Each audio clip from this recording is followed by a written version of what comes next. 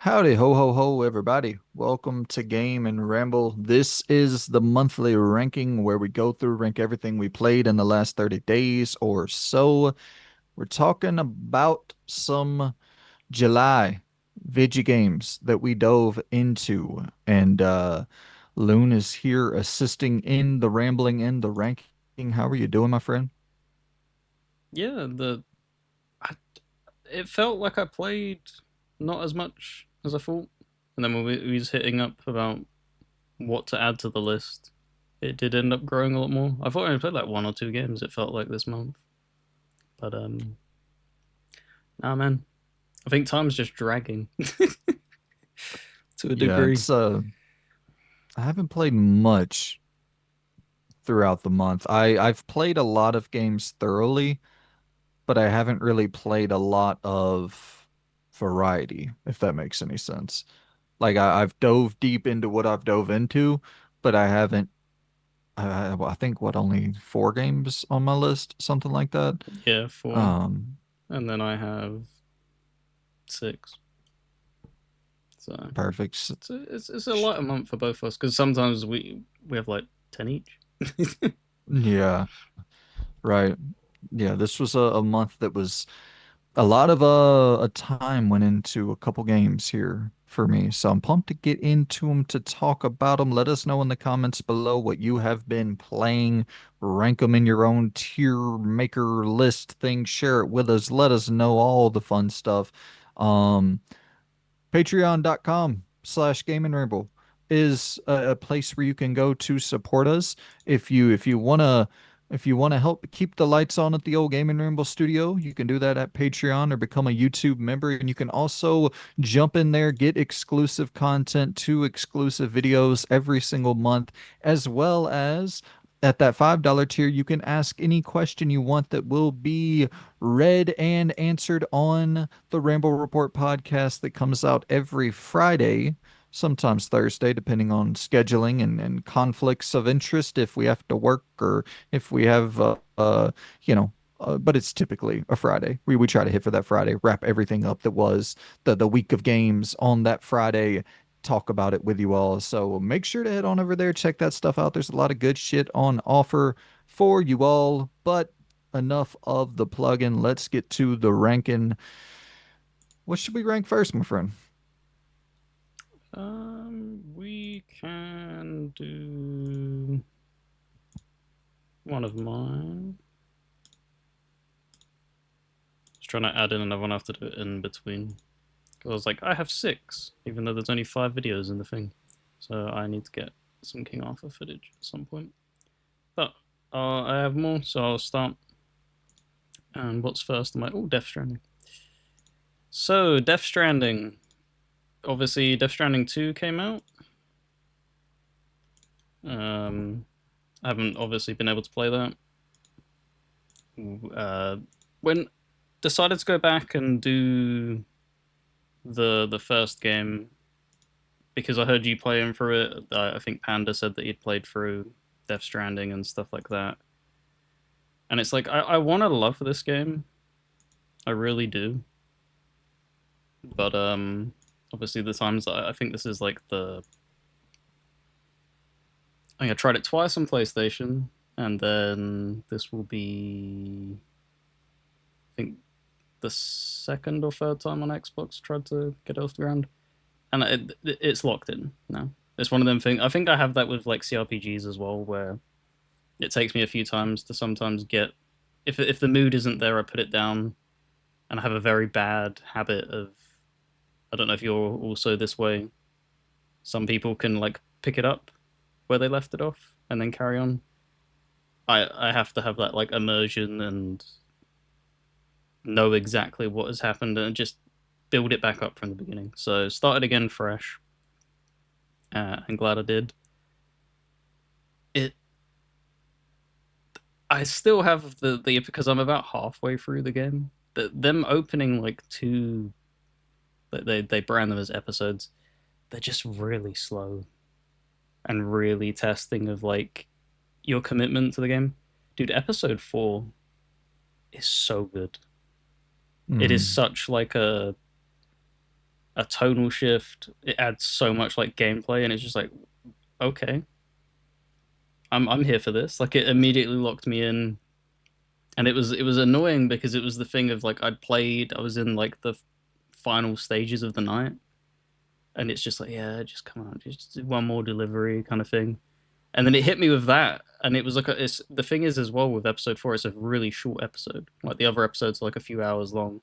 You get that entire episode done in about 20-30 minutes, and it was like Mm. I want more of this. So I had to like go and try and like lay down and be like, I don't want to like stop now. This has become like really, really enjoyable. Like I've enjoyed aspects of the game up until this point, but a lot of it was just slow cutscenes or just walking up until that point. And this was Right. like really, really fun gameplay. And I'm really trying not to spoil it. If you couldn't notice, but that's why I was like, because I sent you a message asking like how far you had got into it. Um, had you got to a very heavy? It's a very heavy shooting section. Did you make it to that point? Yeah, I definitely got to a point where you're doing some shooting. I played probably 10, 15 hours, something like that. To be honest, man, I don't really remember a lot about it. It was 2019. Mm. I played it when it launched. Um, I went back to it last year and played another 5 hours, and it's just, yeah, it's just one of those games that I can't really click with Death Stranding for whatever reason. Yeah, no, it is fair because there's when I've been asked about it on the Discord and stuff, like trying to pick my brain on it. It's how I've described it. Like it's not something that you can. This is at least what I feel. It's not something where like many games you can play on the side with other stuff, or you can sit in a party chat with people. How that people game now is usually it's social. Even if you're playing a single player game, a lot of people end up chatting to each other. It's something that the more you give to this game, the more it does give back, but it gives it in such small quantities. And with the cryptic storytelling and stuff, like you have to read everything. Like that, it's there's implications and they imply stuff in the dialogue that they give you, but there's so few. It's like a handful of sentences, and then it's like on your way to walking for an hour and 20 minutes, delivering stuff. Um, so yeah, you do have to fill in the gaps with because the notes are really well written and definitely kind of be like, oh, okay, I kind of get what you're going with here, your premises and stuff. And yeah, the story beats that have happened from episode 4 onward have been pretty impactful. So I'm Yeah, enjoying it a lot more. I like the story a good deal. I was into the world building of the first. I shouldn't say the world building. I thought the characters were interesting. I thought the story was somewhat compelling. I I just the gameplay. That was really the only thing for me where I was just like I. So what ended up clicking with you in terms of the gameplay? Was there anything that like a moment or maybe something that's not overly spoiler sensitive that really clicked with you Um, where you were like, yeah, this is actually I think I'm digging this. Or are you still kind of on the fence about the gameplay? so I have to be very careful.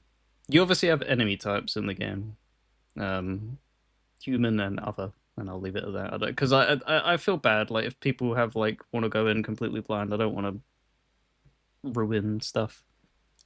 But the non-enemy like human enemy types, that stealth gameplay really clicked with me. I remember initially when I first played it, I didn't like it, but playing through it now, during this playthrough, I don't know. It's something's just clicked. Like maybe it's because I'm not playing stealth games because I haven't played a stealth game in quite a while. Maybe that's kind of scratching that itch, and I do like them instances, but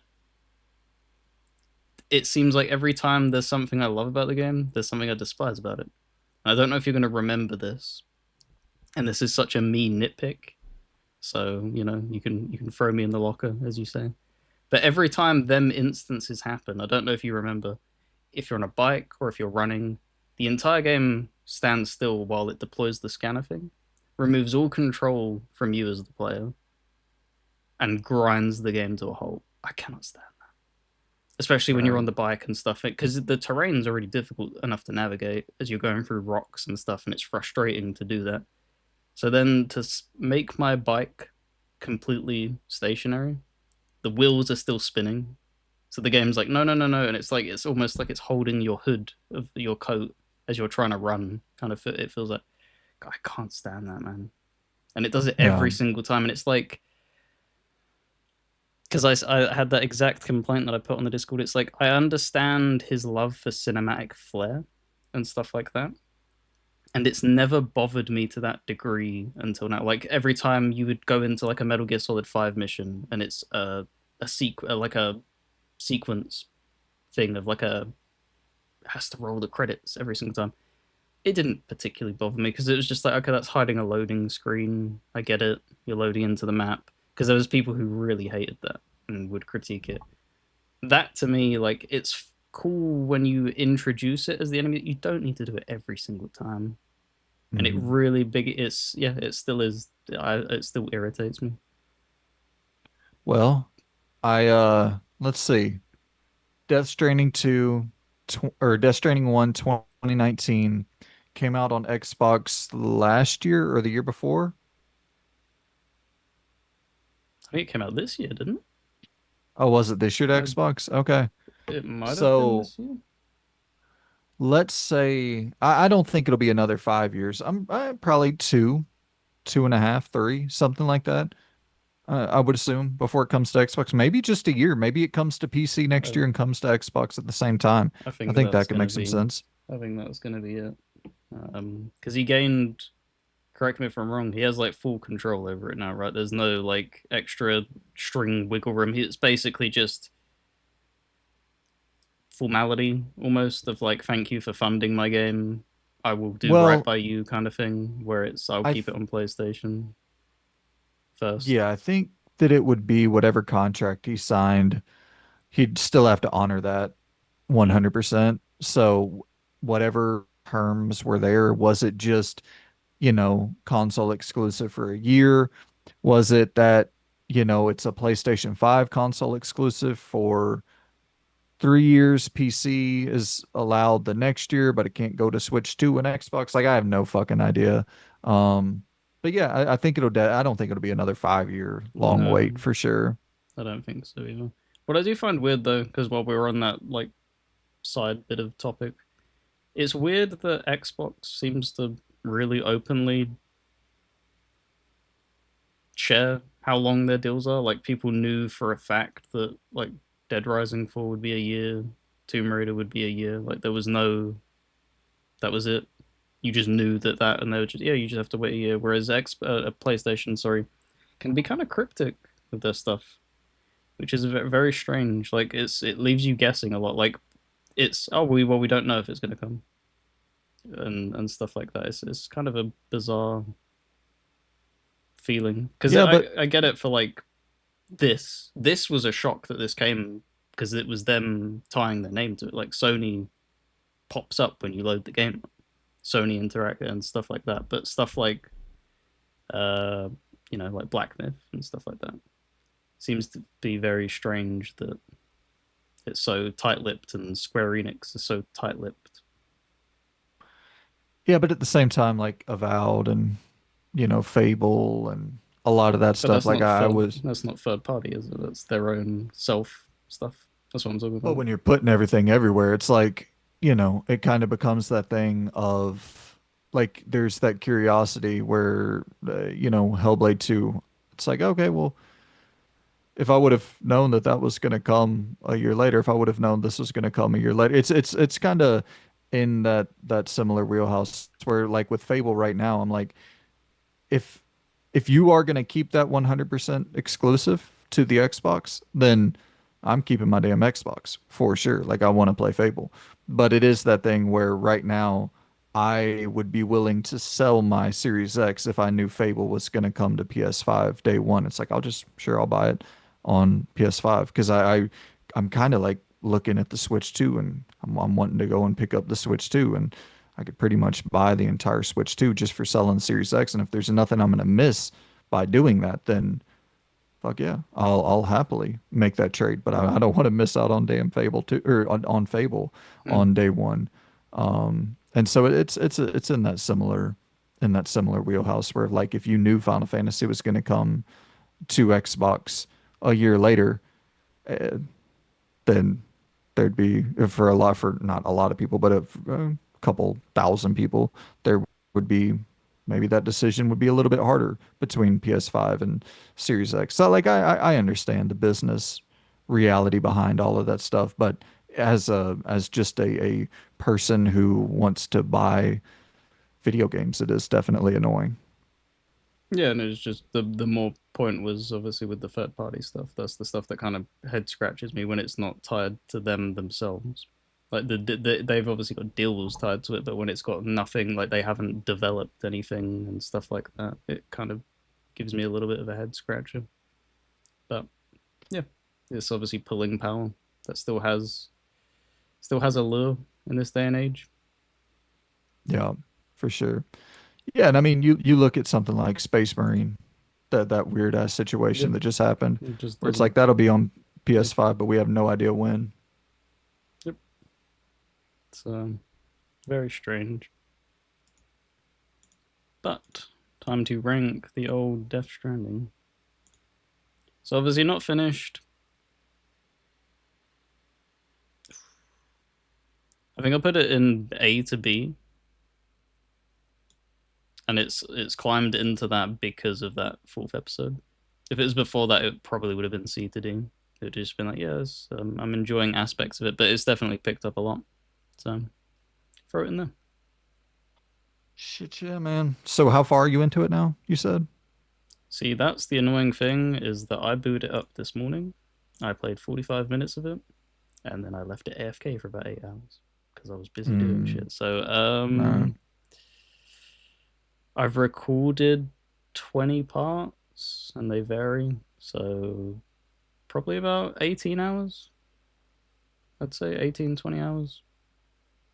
Probably a 50-hour game or so. Yeah, 40 hours. by the feel of it. Right, did you want to knock another one off or did you want me to even it up and do one back to back? I'll go. What's first on my list there? College football. Yeah, let's talk some college football. So, I I platinumed this last year. Got the platinum for it this year. I think that's going to become a A yearly ritual. thing. Yeah. I'm just going to go in platinum it every year. It's not a diff. It probably took me 20 hours, 18 hours, something like that to platinum it. Um, the only real, like, if you've never played the game before, it's going to be tough for you because there are some online requirements. Like, you have to beat, like, higher ranked opponents online and stuff like that. But if you've ever played college football, like, listen, you might just have bad luck of the draw and run up against some absolute behemoths online, but typically you can beat a higher ranked opponent in, I don't know, 2, 3 games. You lose a couple, go in there, and then you win the next one. Um, I ended up, I think I went because there's one where you have to win, you have to make the playoffs in the online mode, and I think I went 6-6 getting into the playoffs, which I've said before, I'm not fucking spectacular at these games at all. I have friends who would have probably went 10-2 in that shit. Like they're dogs. I'm not at all, man. You have to play this shit year round to be that type of dog. It's the thing I always talk about where people, talk about Sifu being challenging or talk about the Souls games being challenging. I'm like, not not in a million fucking years compared to playing like a one of those people who play that soul that their whole entire focus is college football 25 and they play that one game 365, no other games get in their rotation. Try beating that motherfucker There's no boss in the world Mm. in any video game ever that is going to rival beating that dude. It's yeah, it's so difficult. And I guess that's the thing where I do have friends who are like that with College Football 25, and I go in and try to play them, and I'm like, this is impossible. Like it's literally impossible. It's impossible. Like if they'll let me go in and okay, I'm gonna throw a Hail Mary pass and they'll move the cornerback out the way and let me get a touchdown, or they'll play with their fucking food to make me think that it's competitive. Like they could, if they really wanted to, they could beat me 70 to nothing every single game.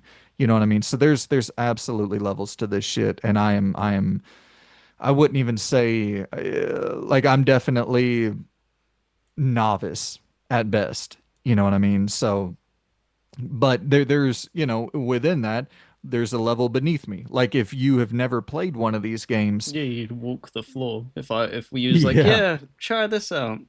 Be like, okay, why is there all lions drawn on the screen? What the fuck's going on? yeah, exactly, yeah, You and, poor, and so poor soul.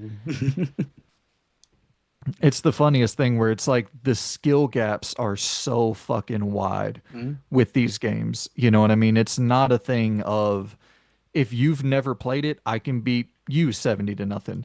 I've played these games my entire fucking life and I can still get beat 70 to nothing. It's really it's fascinating. But yeah, there's some interesting additions to college football 26. High school is finally back. Uh, Unfortunately, they have a weird system where there's no full games. You have like 5 moments and you have 5 retries. So you have these 5 different scenarios where it's like, okay, scramble and throw the ball for a touchdown off your back foot or whatever weird ass goal it is. And if you don't say you get 4 of the 5 and you fail on the fifth, you can retry it 5 times, but you if you restart, you have to go all the way back to the beginning. You can't just try that fifth goal again, which Mm. is kind of annoying. So you get 4 of them and you spent 30 minutes, 20 minutes doing that. But on the fifth one, you're struggling, you can't get that one.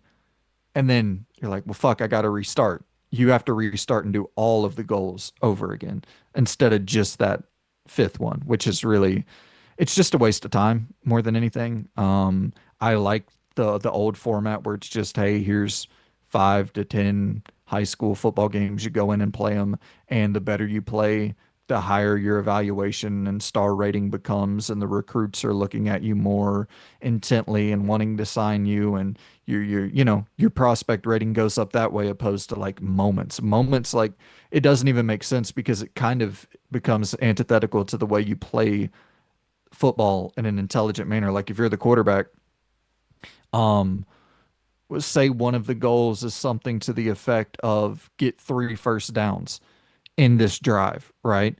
Well, what if I throw a touchdown on the first play? Then I can't get 3 first downs because on the very first play I scored a touchdown. Wouldn't that one touchdown be more valuable than 3 first downs? Like, and if you're being recruited, it would be viewed that way. But if you're having to check boxes, the actual intellectual like the high IQ play goes out the window because you're trying to check boxes like if you're playing a fucking Ubisoft game or something. It's really Yep. I don't really understand that design philosophy whatsoever when it comes to a a football game or really a sports game at all. It just the only thing that makes sense in these games are you have a letter grade at the top of your screen. The better you play, the higher your letter grade goes. The worse you play, the lower your letter grade goes. And I don't know. I just think that's kind of the the only way to really make any of that shit make sense, in my opinion. And also a bummer that there's no like recaps. So like Aaron Andrews back in the day or Kirk Herbstreit back in the day, they would give you recaps. Say you were 6 games into the season and you were dominating.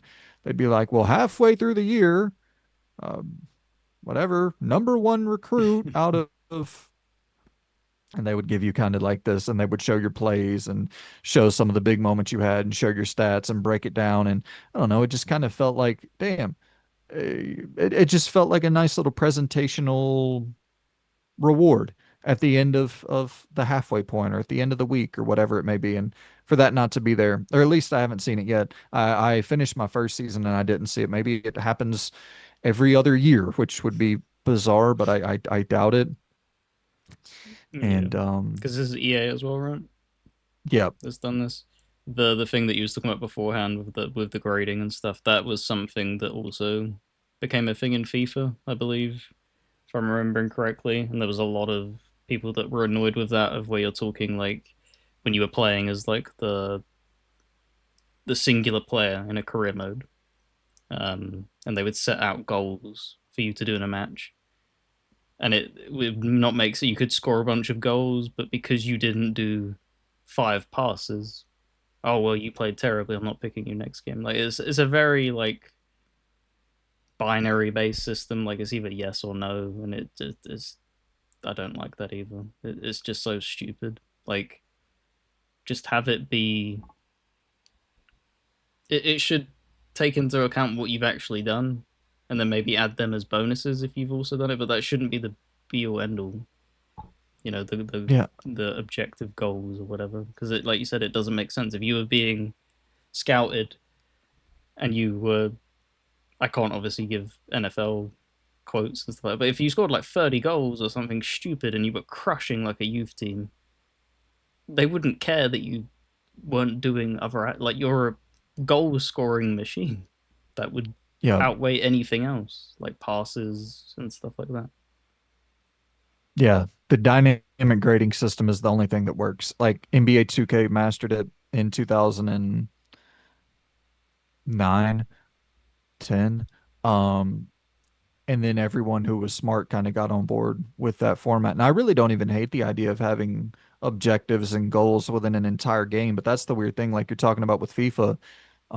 It sounds like they gave you those goals inside of an entire game. You don't even get to play the entire game in high school. They give you like drives to complete goals.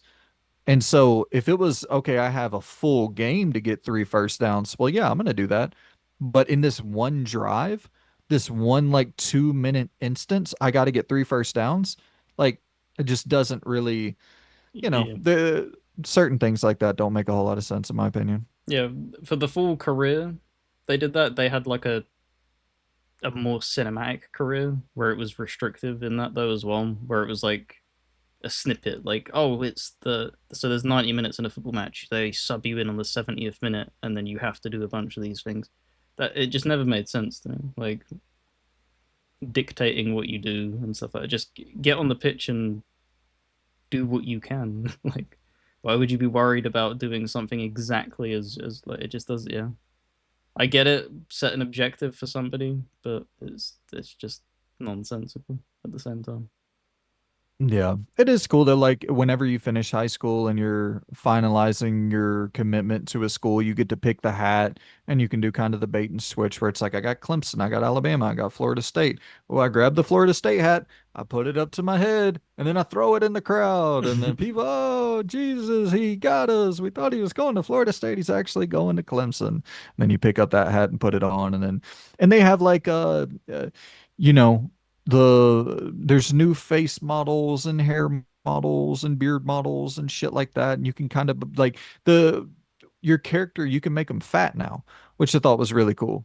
Like back in the day it was either like skinny, kind of muscular, kind of fat. You can be like a full blown fucking fat now, and I don't know. I just think having body types like that, it makes you got to have that for a football game, man. There's some big boys on that offensive line and defensive line. Like, it was always weird looking at their body types in the game and being like, well, this guy's 400 pounds and 6'2", but he's built like Ray Lewis. Like, I don't think he's supposed to have abs.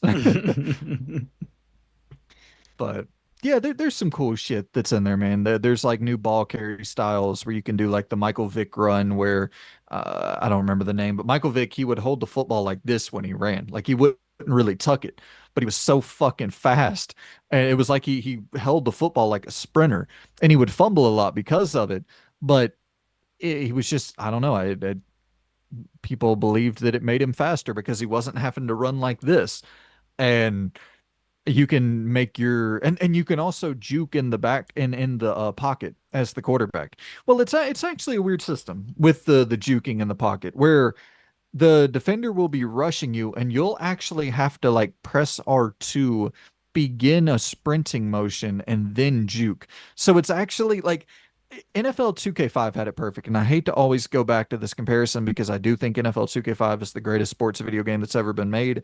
But like in we're talking 20 years ago, you could stand back there in the pocket with Donovan McNabb, and as a defender comes in and you kind of perceive you see him coming in your peripheral vision, and he's heading towards you, and he dives forward and like leaps up towards you, and you press down on the right analog stick.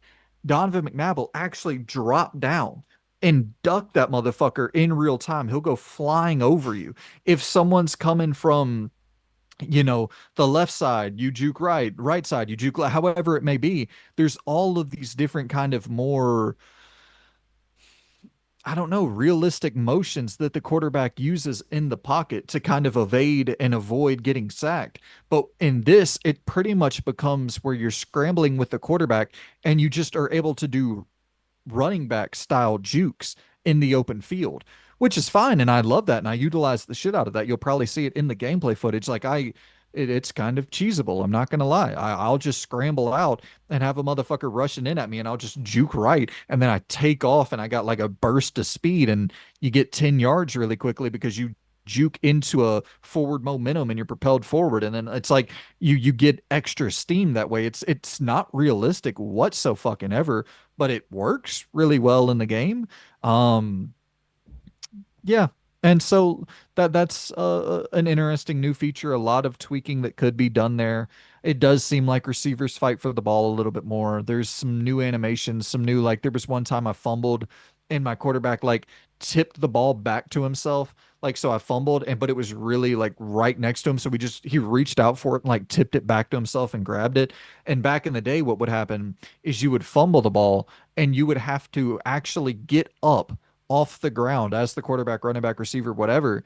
And you would have to, even though the ball is just a fucking inch away from you, you would have to run back to the ball and like reach down and pick it back up or dive onto it manually. But in this, it was just like it was so close. So he just tipped it back and grabbed it. And so there's some stuff like that new quality of life features that I really appreciate. But no new drills in there. Loading times are still horrendous. There is thankfully more than just that one main, band song that plays throughout all the menus and loading screens and all that shit. You do have, like, they have, I don't even remember. Tipsy, I think, is in there, like a band rendition of Tipsy. I think is there Guns N' Roses song in there that's a band rendition of that. There's some different band renditions of these songs. I think Morgan Wallen's in there, the Post Malone Morgan Wallen song. I forget the fucking name of it, but pretty decent song. Yeah. So it's a solid game. I think that we're getting to the point where with these college football games, the annualized nature of them, people are going to become more and more critical of them because obviously that's what happens whenever you put something out every year and people are told they got to pay $70 for a new product that's a lot like the last product that they paid $70 for. People are going to become critical of it naturally. Yep. Um, but I, and then I don't think this is worth $70. I don't think the last game was worth $70, but the last game, it had been 10 years since we had gotten one. So it it felt like it was worth $70. But I think whenever you really got into like breaking down what was missing, it's like, no, this is not a $70 product whatsoever. Um, I'll still pay $70 for it because I like these games a whole fucking lot. I bought all of them back in the day. I'll buy all of them now. Like I fucking love college football games and I'll be there day one for college basketball. And, there'll be a certain point of diminishing returns, maybe next year, the year after, I don't know, where it's just like, all right, they're truly not doing anything at all. There's nothing new here, but like the new additions for high school and the different animations, and there's some additional shit here where they added in like some more compelling decision making moments. You'll have a chick hit you up and she's like, "Hey, let's go to a party and skip your lab," and your answers will be like, "Okay, well, I'm gonna decline, or I'm gonna uh stand her up. I'm gonna skip the lab. I'm gonna take her friend to the party." Like they try to make it spicy, to make it like that's the life of a college football athlete, I guess. I mean, you have your pick of the litter, so have that represented where if you're the hot shit, you're gonna, I guess, be able to probably be not so great of a human. And if you want to choose to be not so great of a human, I guess that should be represented in game. But it's the bummer where you don't see any of this shit happen. It's just text Just boxes. It's a text. visual novel. Mm. Yeah. It'd be cool if like you make billions of fucking dollars on this shit. It'd be nice to have a cutscene for, I don't know, maybe 5 moments that happen in a year. I mean, even 5 moments that happen in your career where it would be cool. Like if you picked to stand that chick up, or you end up showing up to that party with her best friend, and she's like, there's some reaction where she just throws a drink on your face, like just something cheesy, something that would feel early 2000s, not another teen movie style vibes. I don't know. You got the money. Make it feel like a bigger production. That's kind of always my mentality when it comes to these big ass companies. And like you're doing an annualized thing. I don't know. Make something feel special about it. Something new to throw in there that's just like, oh wow, that's interesting. Even if it has uh, a novelty factor that wears out pretty quickly. Hey, at least it's some new reason to pick up the product. Yep. Let's see. Um, I think that's pretty much. I could go in and talk more about certain fucking stupid shit that I don't really care to dive deep into the systems of this game, if I'm being completely honest. Have you played Madden? Have you played College Football 25? Well then, hey, you've played College Football 26. It's like a C tier game. I love it. It'll probably be my most played game of the year, but it's not remarkable. You know what I mean? It's not something that like, yeah, if you're looking at, damn, I got Ghost of Yote coming up, got Borderlands on the horizon. I got Hell Is Us sitting there. There's some games that I'm really curious about that have a lot of love, passion, and innovation and creativity being poured into it for 7 years, and people are fucking sacrificing their life to make this thing a reality. And listen, I'm not. People obviously are working their asses off to get these out every year, and I don't think enough credit is ever paid to that. It's like, yeah, dude. These motherfuckers are making a new game every single year. It really doesn't even matter what the game is. If you're putting out a new AAA thing every single year, that is an anomaly. And so that is really difficult, but it is also really difficult to convince, well, it's not difficult to convince the consumer to buy the new game every year when it's the same thing as the old game every year. They're not having any problem selling these, but you are seeing a little bit of that. Like you're seeing NBA 2K fall a little bit in the charts every year. You're seeing Madden fall a little bit in the charts every year. So people are, you know, becoming aware that some of this shit is, rinse and repeat. So, but yeah, I mean, I'm not at that point, even close to that point with college football yet. They can probably do 5 more years of the same horse shit over and over, not change anything, and I'll buy it for 5 more years, and then I'll hit that point in 5 years. I'm like, hey, this sucks, and then I'll start posting about it on forums and fucking, with my Cheeto dusted fingers or whatever stereotype they want to I mean, throw it. at the end of the day, as long as you're getting enjoyment out of it, because it's like with me with Football Manager, like up until obviously last year was a disaster and they canned and it's still kind of trickling in now. But before that, like it is essentially just the same thing each year. Make a minor tweak because that's all that needs to happen. Like it's weird. Like there's not a huge level of expectation for change with annualized sports games in any sense, whether that's simulation, management, and stuff like that. because yeah, they know that they will just sell. So just add a few minor tweaks here and there, and yeah, they'll just keep selling. Totally. Yeah. It's, And I can't blame you them know, because it's like, no. why would you, if you're EA and you're sitting there, why are you? Because like it's a great idea, the cutscene stuff, but that would cost obviously a good chunk of money, and they're thinking, well, why when you're looking at the data, a lot less people play the single player rather than the multiplayer and stuff like that. So it's unfortunate. Well, yeah, and it's the thing too, where it's like in a perfect world, the success of these games would fund Jedi Fallen Order and Jedi Survivor and Titanfall 3 and all that, but we don't live in a perfect world, No, unfortunately. we live in this world, and in this world, I Well, played this month. Knock on the Coffin Lid. I don't know if you've heard of this. oh, I don't think so. Um, so I'm very obviously, as many people know by now, very into card games, very into roguelikes, and this is. I remember seeing this come out on PC like a fairly, it feels like a decently long time ago, and didn't even know it was coming to console. So scrolling through the store in the past month and being like, oh wow, that launched, and I'd avoided it because I it's a weird thing. I don't like watching people play these games, but I would sit here and play that because I have been playing it like on and off constantly. It's just that type of experience.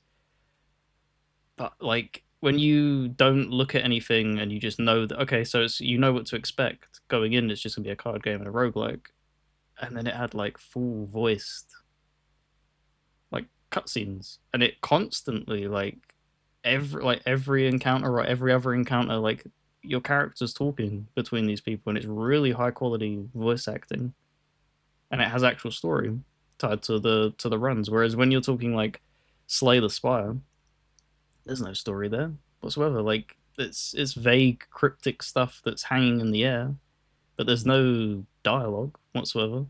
So having like a full blown conversation with this person who's risen you from the grave, and it's like a revenge story. Really interesting because it's tied the roguelike mechanic into that story as well. Like the knock on the coffin, because he's every time that you go for a run and you're choosing these different routes, you remember that when you come back. You die and you come back because he's bringing you back to life each time. So you're then talking to him and being like, oh, well, what should I have done differently?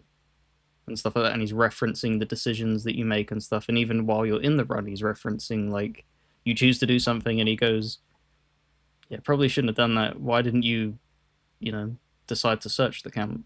And then that becomes like an option the next time you go there. Like, it's really cool branching stuff like that. And that it's just a nice little extra bit of spice, which I really appreciate. But I beat one of the characters, and there's three of them, and they all have their own little personal stuff that they've got going on, why they're there and what happened. But yeah, What really like high quality football. I had no expectation for it to be this damn good. what presentation style are we talking about? Like for how the story is delivered? Text Um, boxes that are voiced or no. like So like character? when you begin the game, it's full animated cutscene. He comes in and he knocks on the stuff and he's talking to you and stuff like that. And then when you're going through the run, it is like a pop up in that way. Yeah. Um, there had to be some budget cut somewhere, but like I said, it's the voice acting that kind of blew me away because it's you get so many times now where with an indie game it's so expensive. Like I don't throw any shade towards Vagrant, as in like this is the perfect example. I don't blame them for not voice acting. Like there's so much text in that game, but even in this game there's so much text. But they've gone through and they've done it. The art style is really strong. Just everything just feels at minimum 8 out of 10 quality. Like it doesn't drop below that. Like the especially as well like with a game like this sometimes menus can feel cumbersome on a controller. Everything just flows well. All the information is there. It's not difficult to because that's why I tried to play Darkest Dungeon 1 on Xbox and just couldn't. because there's so many status effects and stuff, and it's such a pain to be able to. You can see the symbol. I don't know what that symbol means, and it's really difficult to find out what that symbol means. But everything just yeah, it's really really well done. Really well done. Are there any like story hooks as you're going through a run, like presentationally, where it cuts to, oh damn, here's a random fucking fully animated cutscene in the middle of a run, or is it like all Um, you get one at the beginning, one at the end style thing? so I don't think there's not fully there's like light animated kind of things of where like it's not how would you describe it? It's as if it's like an art piece, but it's Mm, moving. So like how you'd get in like a card game, like an right. animated card and stuff like that. You have that for every single thing that you're going to. So you Got you. stop at Like a a comic camp, strip or yeah, something. you go to a camp, and then the dwarves are animated like that. It is just a loop and stuff like that. But yeah, it is the beginning and then the end is where the extremely high quality cutscenes are. But even the story is pretty damn good. Like there's a good amount of intrigue there, and when you get to the end of the run, it's like yeah, you technically beat the game, but you didn't truly beat it, Right. as you would expect from a roguelike, and they give you that kind of reason to keep playing. But yeah, really, really solid game. I really enjoyed it. Gameplay wise, are we talking Hades adjacent? Are we talking like what would be the closest comparison point for, Slay the you know, Spire. Slay the It's, Spire? it's just Got a you. it's just a It's card just based. card. Yeah, just fully card Got you. based. There's nothing else other than that. But yeah, as well, like something that always seems to get sometimes, well, not always, but sometimes lost in the mud is just animation quality of, like I said, like status effects and getting that information, and everything is present on the screen where it doesn't feel like you're having to dig through menus to get stuff. Everything just works. The shortcuts are perfect. You're not having to guess. Everything is just where you'd expect it. And the Is it runs last about, I think my victory run was about 55 minutes. That's what I was about to say. So it's probably like a 15-hour game to finish it. Um, yeah. Well, that's probably not 15 hours of your overall playtime of victory adjacent stuff and getting very close, but it's the type of thing of like you're needing to, because what happens is it's like three branching paths on each map, and they're all question marks in the beginning. But once you've gone to that question mark, it's not like with Slay the Spire, it's shaken up everyone. So your routes will change. Whereas this, it's when you enter a dwarf camp, that dwarf camp will always be there. And you've identified that. It will tell you, say, there's three options in that. You've done one, so it will be one out of three done. So that when you go back there, you know that, okay, well, I've chosen that last time. If I do this time, I'll get something else, a different item, potentially a companion, and stuff like that. So, Damn, I just had an idea. We need to do shit like that for the games about games, where there's like some sort of like maybe spin the wheel and there's cause and effect based on like decisions you make. And I was thinking, because I was thinking about like with the auction style thing, it could be a situation where we have points at the end of it. And then when we go into our next auction, we keep the points that we had at the end of it, but we spin the wheel to see what happens with the points. Maybe you get double points. Maybe you get mm. half your points. Maybe you get, like, let me write that down. I think that could be fun. We need, yeah, games about games, but having games in our games about games. I mean, that makes all the sense in the world. We'll jot The that head is down. always the cog is always spinning. Um, but yeah, there's only so much I can say about it. It is just it's Slay the Spire, but maybe less addictive to play than Slay the Spire overall. Slay the Spire has that Hmm. addictive tendency of that's the difference of having everything random all the time. Can kind of give that allure and pull. Whereas this is it would probably suit you more. You would probably enjoy this a lot more if you were to try it out than you were to try like Slay the Spire because it's the type of thing of where the randomness is pretty much gone, and you're able to cultivate the run exactly how you want it for Nice. the most part. Should you? Yeah, sounds solid, man. Yep, and fairly Well, cheap if I'm not mistaken. Like it wasn't a full price 70, 60 ish. It was like 25. So kudos to yeah, I got one on here that I really did not want to pay what I paid for it. that. We'll talk about it in a second. Alrighty. So I will. What I'll do is I will say I technically beat it. I beat a character.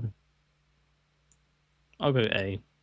I think it's a very, very solid. Well, I'm not going to put it in S because this isn't something that I think has staying power for a lot of people. The unfortunate thing is when you make something like this with narrative being so important to it, once you're done with that, that's you know you'll probably move on to something else. Whereas when you keep it to a really, really solid gameplay loop with say like Slay the Spire and Isaac, Mm, that's just infinitely replayable. Whereas this, it would be like, oh well, it's a perfect jumping off point to go and do something else. So right. A two. Yeah. A tier. What I got next up, man? You have Eriksholm. Is that what it is? Right?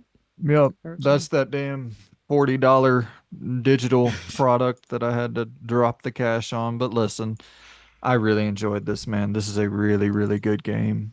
Um, it's the title that's the isometric top-down stealth game, but with the crazy cutscenes, and holy shit, those cutscenes are something else, man. You're immediately drawn in by just how fucking incredible these characters look, how well animated, how well, some of the best motion capture that I've seen this year, on par with any AAA game, on par with your Hellblade 2s or your Kingdom Come Deliverance 2s or Horizon, like all that shit. It is the unfortunate thing where you see that opening cutscene and you're like, I whatever fucking horseshit gameplay I gotta deal with to get back to this story, like I am in.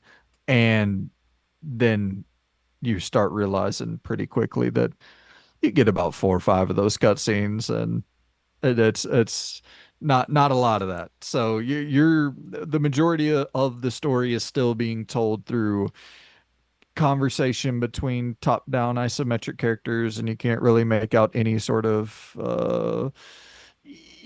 there's no emoting or anything going on, but there is a lot of emoting going on with the voice acting. Like the voice talent is tremendous in this game. They really crush it.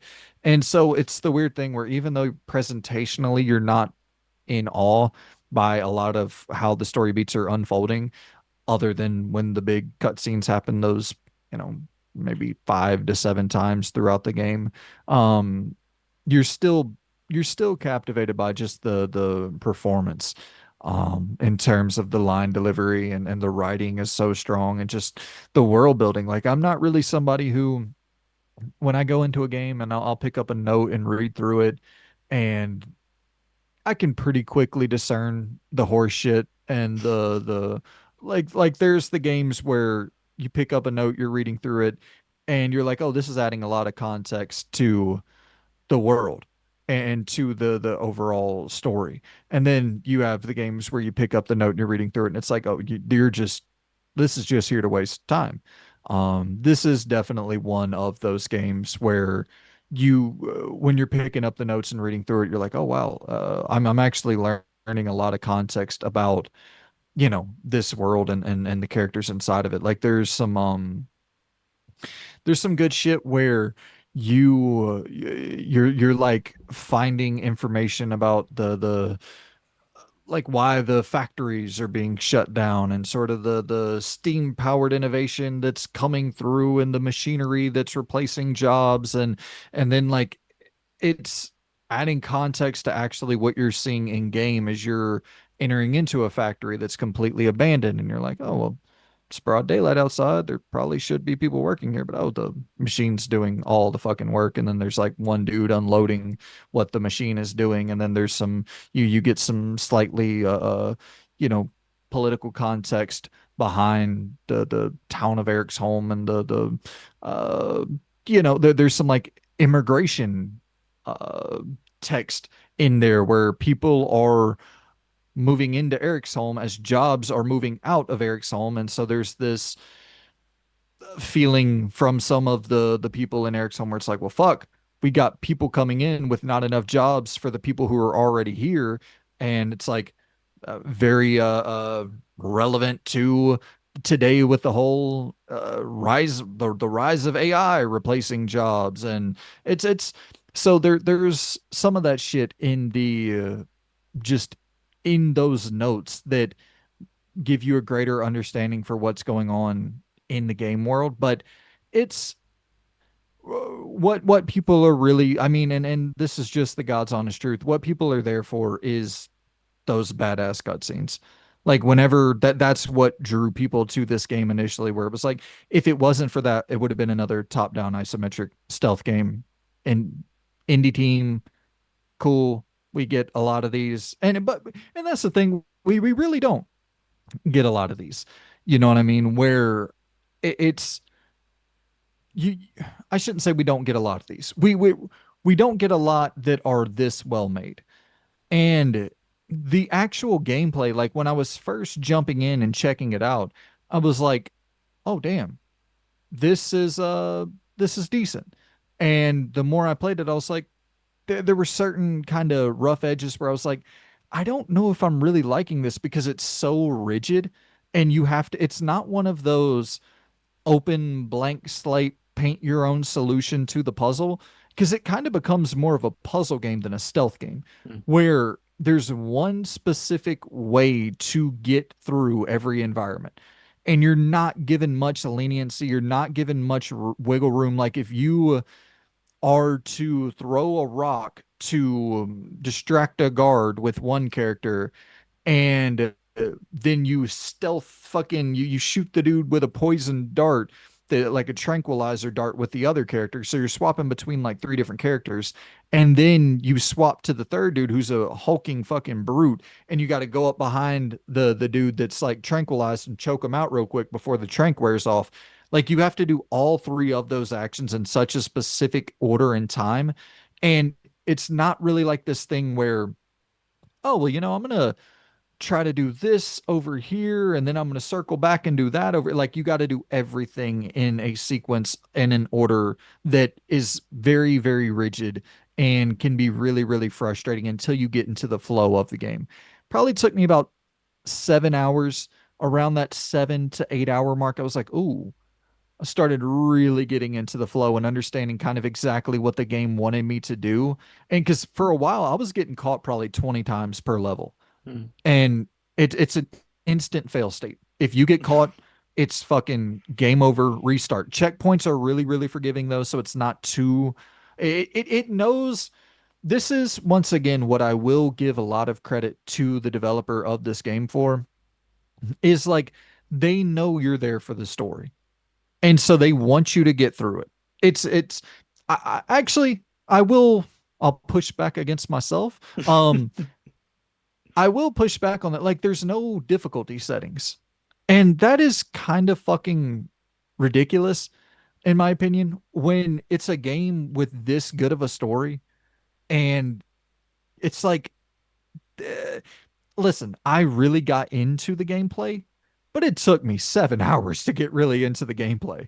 Like, there's a lot of people who are coming home from work and they're not gonna fucking suffer through 7 hours of horseshit to finally get the thing that clicks, to get the thing that clicks. And they wanted to check out a good story. And the story is good throughout the entire game. But most people aren't going to tolerate, you know, 7 hours of not clicking with the game. Maybe some people will click with it sooner, but it is definitely a learning curve. This game is a real deal learning curve. And it took me a while. It took me probably like 15 hours to finish the thing. You could, if let's say there was an easy mode, a story mode, whatever, 3 hours max. You could finish it in 3 hours. It took me about 12, 15. That's, uh, I know I talk about this a lot on the channel, so I apologize for the redundancy, but you do have to consider the employed people out there in the world. Like you got to consider the people out there who are why in the fucking world would somebody who's working 60 hours a week who thinks the game looks cool suffer through a bunch of horse shit and like that's if they just want the story, they could bump the thing down and get a 3 hour experience that they want, opposed to a 15-hour experience that they don't want. It's like I think that's a horrible, horrible decision from the standpoint of broad appeal. Yeah, they kind of, it seems like, because obviously with there being no difficulty settings, but also at the same time they didn't give you options and really how to tackle the puzzle scenarios themselves with each At thing. all. So that kind of, it doesn't give them much wiggle room. Whereas if they did, perhaps maybe that could help. But it seems very, the perfect word is it sounds rigid. It's very, do it our way or you don't really do it. Yeah. Um, And that's great for like Souls games and shit like that where there's not yeah, like a prominent story or whatever, but it's whenever the first thing you're going to see on any fucking trailer for this game is like an Amicia style character model that just looks unbelievable, like fucking some of the most photorealistic high fidelity imagery you'll ever see in a video game. That's the thing that pops out on all of these trailers. And so whenever that's your selling point, you got to make sure that's what you're selling. And I don't know, it's the thing where like this game is hard. Just straight up, this game is fucking hard. I ended up really, really vibing with it, but I do not think most people will end up really, really vibing with it, which is unfortunate. yeah. I'll give a minor bit of pushback to the, obviously with the cutscene and stuff and the expectation, because it's been used so many times now. You usually see this in games like this where it's stealth based, like I think, is it Blades of the Shogun? I think is the series or game that's kind of similar to this, but you also have it in RTSs and stuff like that, like the Warhammer games and stuff like that, where they do use them as hooks, marketing and stuff like that. And then when you're in the story, they do give you tiny amounts of that, and then it's back to just the standardized gameplay. Um, that's why when we first saw it, I was a little bit skeptical because when it showed the gameplay, I was like, I can see, personally, I could see the right, because I've seen so many of these games before. I was like, I don't think there's going to be all that many cutscenes because that, to me, like, this looks like it's obviously been made on a decent budget. It would cost so much money to put many more of them cutscenes in the quality that they delivered them. So it does feel a little bit, I don't know the word to use, manipulative for like a, like you said, with the person who's going to be going to work and coming, like they're not tuned into gaming. They pick it up and like, oh, that looks really good, and they will go in with the expectation of what, like there'll be more of that, and only hearing that there's like 4 or 5 of them is, it's rough. But it feels like this is what the genre is well known for. Unfortunately, when you're in the know. And I should be it's probably I should say 4 or 5 big ones. There's probably listen, it's a lot more story driven and cinematic than anything else you're going to get in this genre for sure. And I'll give them credit for that. It, Like it is definitely they are here's the problem. You probably got like 45 30 45 minutes of these high quality cutscenes. If the game was 5 hours, then you're like, oh, I'm eating fucking good. I got this condensed, nice, breezy experience. And I'm also getting badass cutscene after badass cutscene. I'm so invested in these characters, so invested in the story. But whenever you're talking about stretching that out over the course of 15 hours, then it's like, well, that spread, that ratio is not quite as captivating. But here's what I ended up doing, and I'm listen, I'm not trying to say this as a way of like throwing them a bone or a get out of jail free card. I just put on a podcast. whenever it was time for the gameplay, I would just put on a podcast and listen to 3 hours would go by, and then I'd just start flowing with the gameplay and the systems and all that shit. I'm like looking in through a window, and I got the character who throws the rocks. I'm throwing it onto a steel grate, and the it's making a loud sound. They're going over and checking the grate, and I'm fucking sending. I got my big hulking character. He's pulling the lever on a fucking what the hell are those things called? Like the roller carts that they use to like you put the fucking I don't know. Yeah, so there's this like this cart on the tracks, and my big hulking guy, he hits the lever. The younger chick hops into the cart, sends her around the back as the other character throws the dart, and then the enemy who's looking in the direction of the character who threw the rock at the grate, she fucking pings that motherfucker with a poison dart, drops him, and then like you got all of these kind of different things that are flowing. And whenever the game opens up, there's two sections in particular. Like the big hulking fucker, he can swim, and so there's sections that are so open to where like you have docks and different like kind of entire plazas that you're able to go around, and that's when the game really shines, because just for those brief few missions there actually are kind of variations of how you want to tackle it. And it even if it's not variations of how you want to tackle it in terms of the structure of the gameplay for what you actually have to do to be successful, there's variation in the order of how you can tackle it. And just a little bit more freedom and flexibility goes a long way. Those missions are dope, man. And there's one towards the end that is just, bro, final cutscene of this game, goosebumps. Like it is top tier. And this is top three best stories of the year. Like this story is fucking incredible. And I think I should have led with that of why I was kind of disappointed in what they did with really making this gameplay so tedious, is because they have a masterclass fucking narrative right there. And whenever you can't get to it because of, in my opinion, at times poorly designed stealth encounters. It's not like they present it with this sort of Metal Gear 1 style fucking coat of paint, where it's a lot of okay, circling around these characters and avoiding their vision cones, and like just really simple standard shit. But it's so if you get spotted, it's not the thing of Metal Gear Solid where you go and hide into a locker, duck down and go prone and hide into a vent. Or and I mean there are vents that you can go into, but it's not like you don't have the flexibility in terms of the um like your inputting isn't going to result in a wide array of options if you get caught. Like if you get caught, it's over. Period. Done. Restart. And that's just not fun.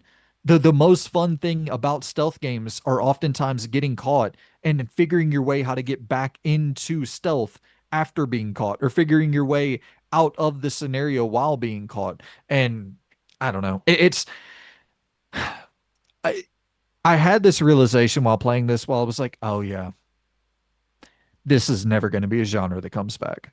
And it's unfortunate. It's really unfortunate. But like the stealth focused game where that's the one and only thing that it's offering, it's like, I don't think people want to tolerate this. Like stealth as a element of a game is fucking great. You want stealth elements in your game for sure, but there has to be something else that accompanies it. Like with Star Wars Outlaws, that killed that fucking game, man.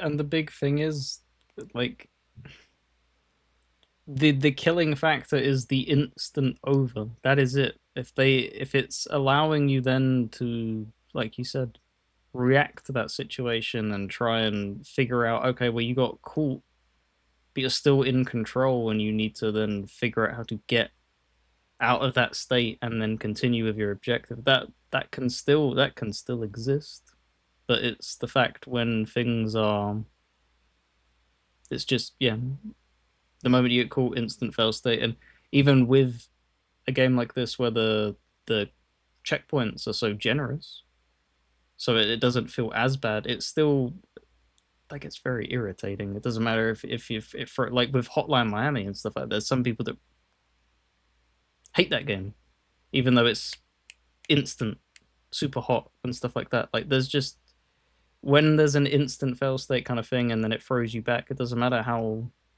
well paced and well structured the cuts not cutscenes, the checkpoints are. People Yeah. don't Yeah. want that whole like, oh, you failed, do it all again thing. It's the same like with like you talking about early with the EA NFL thing, having to go all the way Mhm. back and like that is a lot worse than this, but it's that kind of in that similar boat. Just give the player a greater amount of control over the situation. Because yeah, Right. in this Yeah. state with this kind of that's it, it's over, do it again. That yeah, the stealth games will never come back because No. the rest of the gaming industry has moved forward with what is a set standard of giving the player controls. This will always just in this state with how this is made will be just a niche genre. Yeah. And that's the thing where I look at this and I'm like, man, you got to get those writers some money and get them, Yeah, you know, get them on a Plague Tale style product, get them on even putting them on something to the degree of like Evil West, you know, something that's just a little bit more viable for today's audience, something that people will actually jump into and just give them a little bit of budget because man, they can write their fucking asses off. Like they wrote the shit out. I was no, yeah, no need to get into the end of the game. It was crazy, man. So it's pretty much just for some story, like context for how everything is unveiled. It's very Plague Tale coded where you are playing as a uh older sister who is looking after her younger brother, but there's like a twist early on where the older sister gets sick, so the brother is looking after the sister, and then some events take place where you're needing to go and find your missing brother. I'll just kind of leave it there. And so you're kind of on this solo journey for a while by yourself, and yeah, no need to go into it. It hits hard, man. This story fucking hits so hard and swings for the fences on multiple different occasions, doing shit you would not expect. Yeah, it's this is a really great narrative with very, very, very, very, very, very, very, uh, in my opinion, serviceable gameplay. I I ended up really, really gelling with it, but it shouldn't take 7 hours to really gel with gameplay systems. So for me, it's like C tier gameplay, A tier story. I think that just falls into the B tier. cool. And And it's funny, what like was the price? Out of curiosity. 40 fucking dollars. Steep. And just to I don't want to deliver at all costs. The game that we'll talk about in a little bit, I bought for $23. How much was Plague Tale when it came out? Probably right around that like 30 40 range. I know it's not a full price. Yeah, yeah. I don't know, man. And I should It's even more unfortunate because I know myself. I don't like these gameplay things, so it's sad that I will never experience this story. It doesn't matter how good it is. I'm not going to sit there and tolerate the gameplay because you were a lot nicer than if I was to. I to me that's tedious. That gameplay Oh, it is is. tedious, and that's the word I would have used for it because that's how I've left been left feeling with other games of that genre. I just don't like it, and it just doesn't feel good to play. So it does disappoint me that such a good story is locked behind that, Right. and it's going to be the thing of where, like you said, the perfect example of where they're going to watch that trailer, perhaps be like, oh hell yeah, and then buy it and be like, oh hell no. And it's even to the point where I think people who like full-blown stealth games might kind of get I don't know what you want to annoyed Yeah, or me. whatever you want to call it. Like I love stealth, this, but this that just doesn't. I don't like linear stealth. Like when there's just really one thing for you to do. I don't like that. yeah, I like to and figure out my own. it'd be one thing if the one thing you had to do was fairly simple. This shit is not fucking easy. And the gameplay that I put in there, I think I just put the 20-minute like opening, right? Did I have the well, never mind. We don't need to spend any more time on it. But No, I think I we also you put an extra clip in which I did 4 minutes of the pure gameplay. that's the I recorded that specifically because that was the moment where I was like, bro, what the fuck? There's so many moving parts that you're having to like so specifically line up that it's bro, it's hilarious. I went and so there I'm not the type of person who likes to use guides at all. I fucking hate it, and we'll talk about it in a second with Tony Hawk. People are talking about it took them 3 hours to beat Tony Hawk 3 and 4. It took me 20 plus hours because I don't want to look up anything. I want to go in and do all this shit. Like I hate using guides. I had to use guides multiple fucking times in Eriksholm. And it's the funniest thing. You'll watch those guide videos and it is cut after cut after cut after cut. Like I can't imagine how pissed those motherfuckers were who were making like full, they'll do a full 7 hour full gameplay walkthrough. And it is, I'm talking every other minute. Cut, cut, cut, cut, cut. Because those fail states, bro, Yeah. they're brutalizing people. Um, and I don't know, there's something funny about that to me, but at the same time, it's like you have to understand it's and it's not this thing of like, oh, every game should be easy and available and everybody should be able to, it's this type of game. I'm just saying if your story is this good and you really want people to see it, let people see it, bro. Because like if there was a story mode and I could recommend this to you, I would recommend it 100% just because I know you would love the story. But yeah, nobody who has any value of their own time is gonna get more than 3 4 hours into this without being like, I'm out. Yeah. No, like I said, and I'm massively into stealth games, and just watching this, I'm glad I didn't buy it. Is what I'll say. Yeah. Um, yeah, unfortunate. It's good to hear at least if you stick by it, the story is good. So Oh yeah. And the gameplay, like I know it sounds weird, but I do think if you are willing to put in the hours to commit to learn this shit, I think that you can find some enjoyment out of just trial and error over and over. But you gotta throw a podcast in or some music or like you need something that's not it's gonna alleviate the frustration just a little bit. So yeah, alrighty. B tier for me for old Eriksholm. Fucking awesome story. Average gameplay at best. I believe Kingdoms of Ameuler is up next. Yes. Okay. So not that one. This one. Have you ever played Kingdoms of Amalur? Out of curiosity. Yeah, I played probably the first few hours of it and really, really enjoyed it. And for whatever fucking reason, never went back to it. But that is a dope ass video game. Yeah. So there also obviously I like peeling back on deeper layers. I like listening to how things were made and stuff like that. If you want to listen to one hell of a development cycle, Kingdoms of Amalur has that in spades. That was a very interesting game to get made, but obviously it sunk the developer, I think, if I'm not mistaken, very very quickly after it came out, and then it somehow landed in the laps of was it THQ Nordic, I believe, and Embracer, that whole umbrella. Oh, you're muted, by the way. That was the whole thing where it was being funded by the ex was it MLB It was an NFL player? player, I Eh, think. It was such Okay. a fucking shit show. It was being funded by the state of Rhode Island,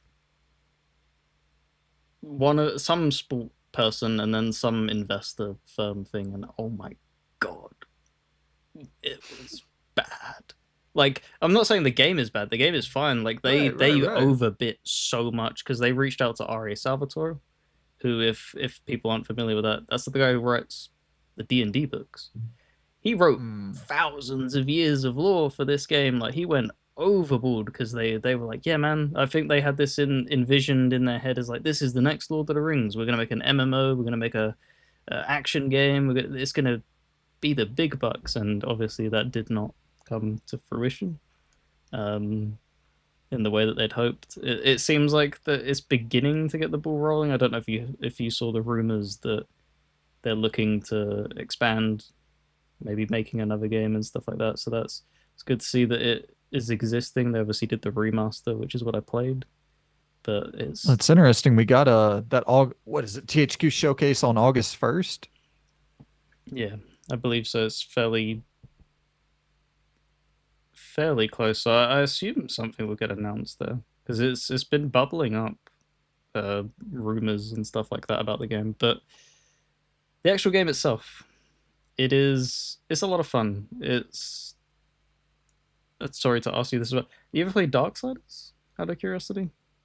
I haven't actually, but that's once again another one that I'm pretty sure is going to get announced at that THQ show, and I'm like, well, Mm, I guess I'll jump into my first Darksiders game. yeah, because this has a lot of because when I was explaining it to somebody in the Discord, it has a lot of Darksiders DNA, like Darksiders 2 primarily DNA, but a more RPG because Darksiders has always had a lot of like puzzle platforming tied to it. Whereas this is just pure, as you played it yourself, it's just pure, action RPG. That is very light and stuff like that. But it's, I don't know, like I'm very usually critical, as you're well aware. Like, I dig out Bethesda for shortcomings and stuff like that. There's a lot of them shortcomings here, but it feels like they fill in the gaps a little bit better. Maybe they give me more in the way of lore and stuff like that, and there does seem to be like you get lore stones and stuff like that. That's a big thing of what I love is like audio logs in games. So having that constantly be around every corner and stuff like that. The factions themselves are interesting. Um, the plot is a bit stupid when you actually peel it back. It's everything has fate, but you're fateless, so you can change everything. But the elves predicted that a fateless would come, even though they are within themselves tied to. It's a mess. Like when you peel it back and actually try and like seriously dissect it, it's like, well, that's unbelievably stupid. that's so unbelievably stupid. But I'm here for it. We'll go with it.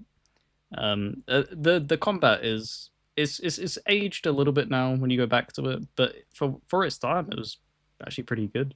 Like Fuck yeah. it's kind of addictive, and It's so good. yeah, and it's not even like everything that you usually have like a qualm with in RPG combat. Even something as simple as trying to balance like a ranged character build in say like Skyrim or something. You're adhered to like an ammo capacity. Like you will run out of arrows. In this game, everything is just recharged and stuff like that. So I think they really do a good job of just making sure everything just flows perfectly.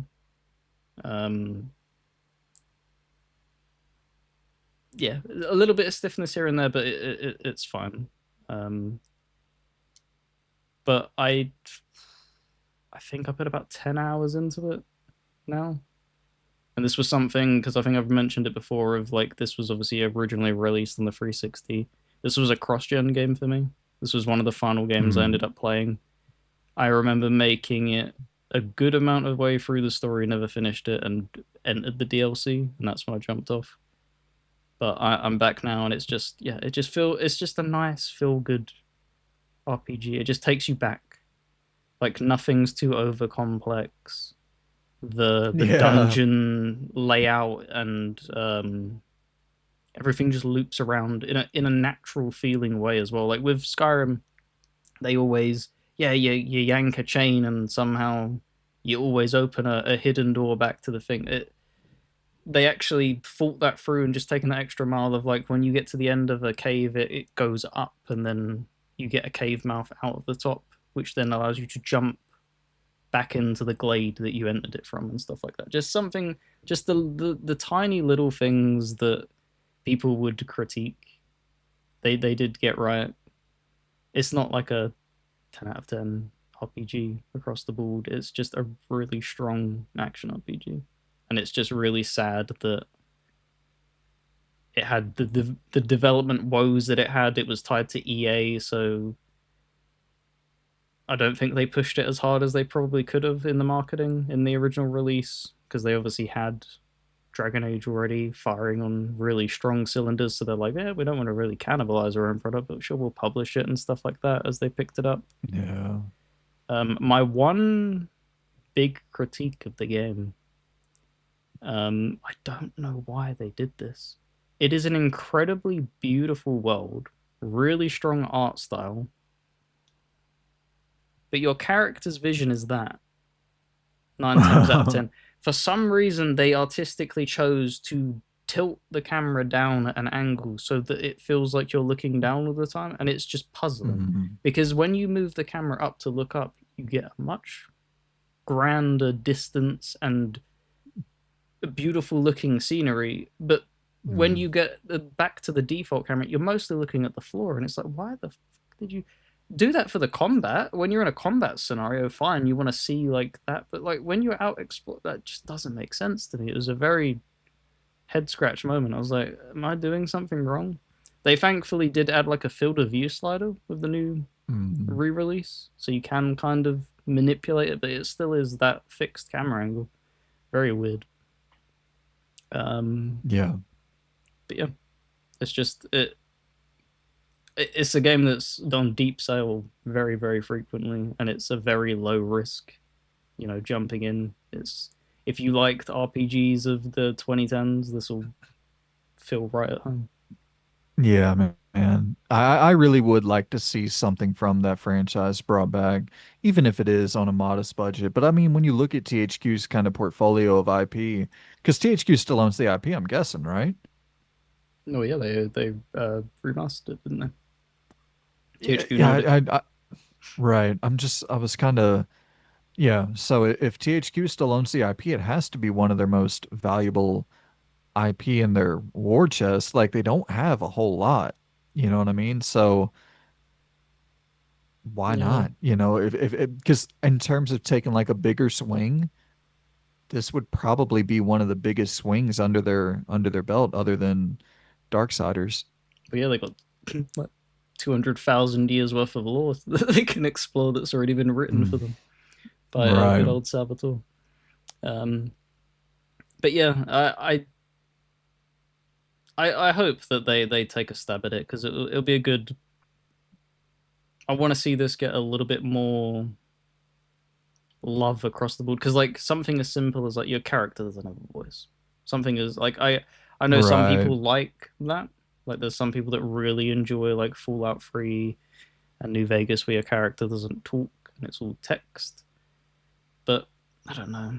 Like it's kind of again what we was explaining with like Eriksholm. There's certain industry standards that people expect now. Like if CRPGs are giving you like voiced stuff back and forth and stuff like that, I think you can probably begin to do that as Well, well. and it's like I wonder if it comes back. Does it come back as like an Owlcat, Larian style RPG, or does it do the Veilguard, the whole like I don't know. It's interesting. We're in a weird space where I don't know. You have Dragon's Dogma 2, and you have examples of like your third person kind of more akin to what this theoretically would look like role playing games, but that's weird. It's really weird. It's I guess I could see this coming back and being more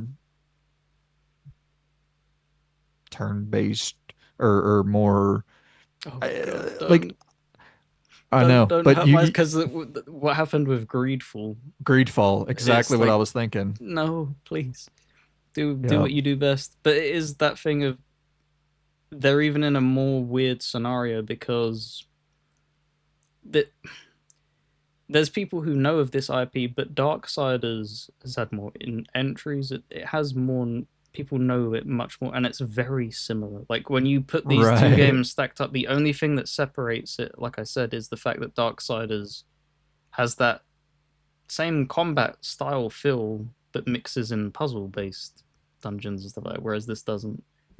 And it's Hmm. like if they're gonna are they gonna go and make two very similar products again, or are they gonna because Darksiders 3 went for more of a Souls take, and there was Hmm. people, and that really split for some reason. People like, I think people kind of forgot that Darksiders does heavily shift its like other half of genre. It does puzzle stuff, and then it puts in some other type of Right. Kind of genre the as well. The Yeah, Final Fantasy conundrum where yeah, it's like the fan base, you have certain mm, pockets where they're like, we got used to this, but you don't really realize that Final Fantasy's doing something different almost every yep. fucking at bat. Yeah, that's interesting. Because It's that has to be a hard way to build a franchise where it's like people really don't know what to expect, but maybe that's the interesting thing about building a franchise like that where you're taking risks, big swings.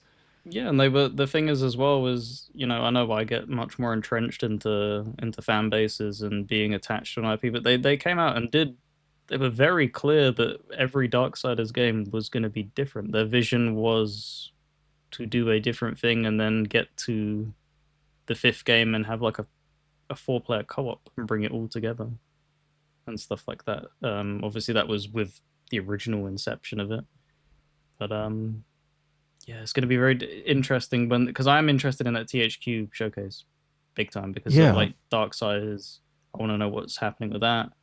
I want to know what's happening with this, with the murmurings and stuff. Who they're not they don't own 4A, do they? Out of curiosity, do you know? I can look it up real quick. I'm gonna look up when that THQ showcase is airing as well. Yeah, August 1st for that. And then does I think Because yeah, Embracer Metro's owns T. because Metro's been getting like kind of buzz as of late. Yep, Embracer does own 4A. Man, that's gonna be one hell of a showcase. That is gonna be I one hell well, of a showcase. That because I Metro I think will be there as well. It's also beginning to get bubbling up their just socials. to be fair, Loon, I don't want you to overset the expectations, so I'll let's see, is there not timestamps for this shit? Hold on one second. Do you want me to pause? No, go ahead. Okay. I'm assuming you're going to say that it's a short showcase usually. Very Okay, so at the last Embracer or the last THQ show, we had stuff like Odd Sparks, Titan Quest 2, Way of the Hunter, A Rat's Quest, Gothic Remake, Recreation. Like it's not, but listen, at the same time, you had that Teenage Mutant Ninja Turtle slash Ronin game revealed at one of them. You had Reanimal. Like they sprinkle in some stuff here and there. I would just say keep expectations at about a 4.5, and if it can get to a 6 or a 7 out of 10, then be thrilled. I'll take this as my one showcase a year where I'll let things get a little bit out of control. Okay, well, hey, For the sole factor is that they own them IPs and there hasn't been a lot done with them in so long. So like if they've right. been cooking things up, like it's feeling like there should be another Darksiders game fairly close within the next like 5 years. There should be another Metro game in the next 5 years. And with this, why would you remaster it if you're not planning on bringing it back? Like that's the whole. We've started seeing that a lot of remasters that things have come out. They have greenlit projects to either continue making them or have released them by now for many games. So I'll So let it's myself the run. I don't think THQ publishes the Metro games, do they? No, they The don't Deep publish the Metro Silver, I games. believe, did a few of them. Yeah. Yeah, they are. Deep Silver's under THQ Nordic, and Fucking they hell, they own everything. they do, man. It's Embracer's such a shit show to follow along with. Like, I really can't keep up with who's doing what, where's going. Okay, so Metro, the games, this has to be fucking joyous for the audience. Um, Just use the yeah. timestamps if you don't want to hear about the Embracer shit show. So yeah, Deep Silver published Exodus, and They they did the also two. published They did the two originals. I know. and they also published Awakening. So yeah, I mean, I guess that theoretically could show up at a THQ showcase. It's I'm definitely curious, no doubt. I mean, Reanimal alone, I got to see the release date on that. The TMNT Last Ronin game, very curious about that. The Recreation, I'm really curious about. Like, they have a lot of shit. But did Risen? Isn't that getting a remake as well? It got a remaster. Okay, all right. I might be tripping. Um, they closed Piranha Bytes because they were meant to be doing the Elix free was what they were Hmm. spitballing, and they were also giving. They weren't. I don't think they were developing it. The Gothic remake. They were giving kind of pointers and stuff because they did the original Gothic, Right. and they were kind of like, yeah, being pulled that way. And there was tensions with the head guy and stuff like that, and just being like, "Can you let me just make Elix? It's what I wanted to make all along." Um, so yeah. Yeah, I'm curious. Definitely curious to see it. August 1st, we'll be covering it on the Rumble Report. Alrighty, I gotta What you rank what this thing. So I didn't obviously finish it. Still in the process. Death Stranding 2's kind of overtaken it. Otherwise, I'd be still playing that. I think it's a. I think it just claws into the B tier of didn't finish. I think it's a B tier game for me personally. It's not upper B, but it's in there. It just feels it's like a shot of nostalgia almost. Like it just takes you back to simpler times and fuck stuff. yeah. So Those are needed. so you have up next deliver at all costs. Let's talk some deliver. Let's talk some cost. This was $20 or $23, and it's one of the best games of the year. Ooh, hell yeah. Um, this is unbelievable. I, I Konami W for once. Let's go. bro, bro, and Konami budget. Like, this is what I did not expect whatsoever. This is a narrative masterpiece. This is like I know that sounds crazy. Loon, I bought this and I was like, cool, another podcast game. I've been playing a lot of podcast games. And there you cannot listen to a fucking podcast while playing this game. It is story after like constant dialogue. Like even when I'm driving in the car, if I have a passenger in that car with me, I am not playing a podcast. Even at times, like I want to listen to the radio broadcast and I want to listen to my own character's inner monologue. Like I am so invested in this 1950s.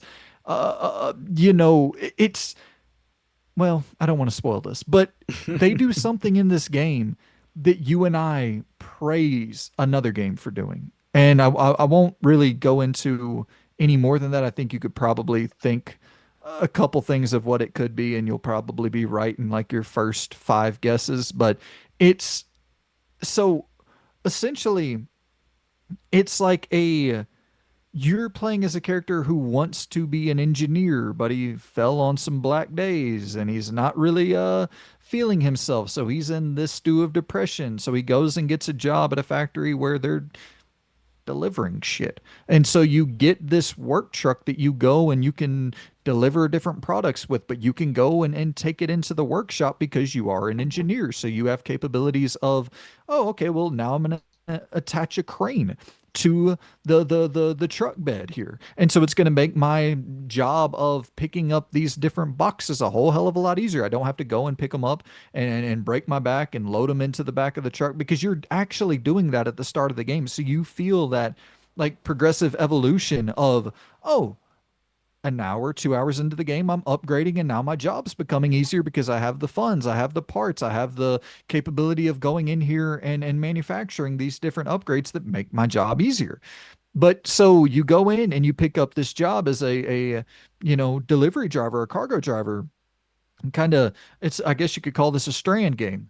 But you're connecting the world with delivering melons that are bouncing around in your truck bed, and the melons, you can't take a turn too sharply because the melon will fly out of the back of your truck bed as if you're Sam Porter Bridges carrying a carrying a what Carrying the a fuck kind pizza, of, I mean, yeah. angering people with screwing that delivery up. It's crazy, Loon. This game is phenomenal, man. It's such a physics-based, like reactive sandbox where every single thing in this world, and I hate that I didn't get better gameplay, but there's something that happens kind of 3 hours into it, and I don't really want to capture gameplay from anything at that point because I was when I really got into the groove of this game yesterday, I was just I was enamored by what was happening on the screen, but it was happening in a setting that I don't want to share. And I'll Okay. just kind of say that. Um and so the whole world is destructive, and it's not like destructive in a sense of canned sort of scripted moment. Like I'm talking everything, Loon. You can wreck through every house on the block, every building, every statue, everything is destructible. And you can make shit like so there will be like a water tower, and if you need to get to the top of it, you can like just take out the legs of it. And if there's something specific that you want at the top of that water tower, like a box, so you there's these crates, and if you wreck through the crates, you get like $10. So if you see a crate at the top of the water tower, you can just drive through the legs, drop the whole water tower down, and then collect the fucking crate in 2 seconds. You don't have to climb up there. But there's also like physics based systems for your out of car movements. So you'll see like a tower off to the distance, and there's like a big ass ladder, and you'll run up, jump, and grab onto the ladder all in real time and shimmy yourself up. So it's not like you have to walk up to the ladder, press triangle, and then like you just run, jump, leap onto the ladder. You're climbing up.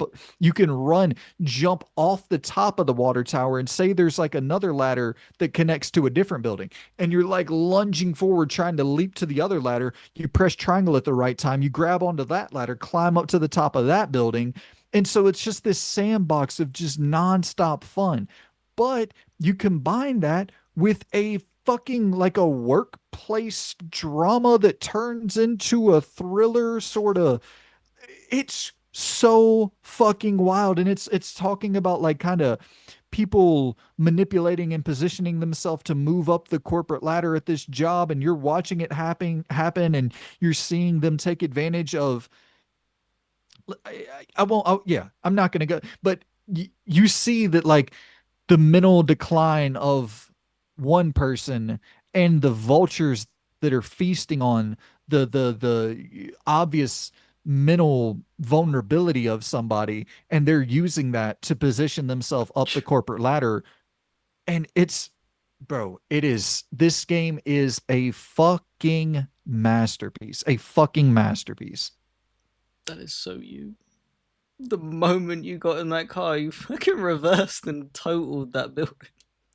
That's So to be fair, I wish I could take credit for that. That is the one thing. Like oh, that that's I was gonna. that's all. That's a Oh, cutscene. okay. That they want to show you out the Yeah. gate that you can wreck through anything. So what happens is, and this is another moment. Like I almost don't even want to pull back the curtain here because that moment alone is so fucking dope in terms of the story context that's provided. So your character, he gets in the car, and uh he thought he put it in drive or whatever, but he puts it in reverse. So it's like going once again just to show like the your character is not the so at the beginning of the game, like he loses his keys to his house and he's like, well, fuck it. Anybody that wants to come in here, they can steal whatever they want. Like he's just not in a good, he's really, really smart, but he's really fucking depressed. Um, man, this is, I so, I gotta give Konami respect, dude. I really do.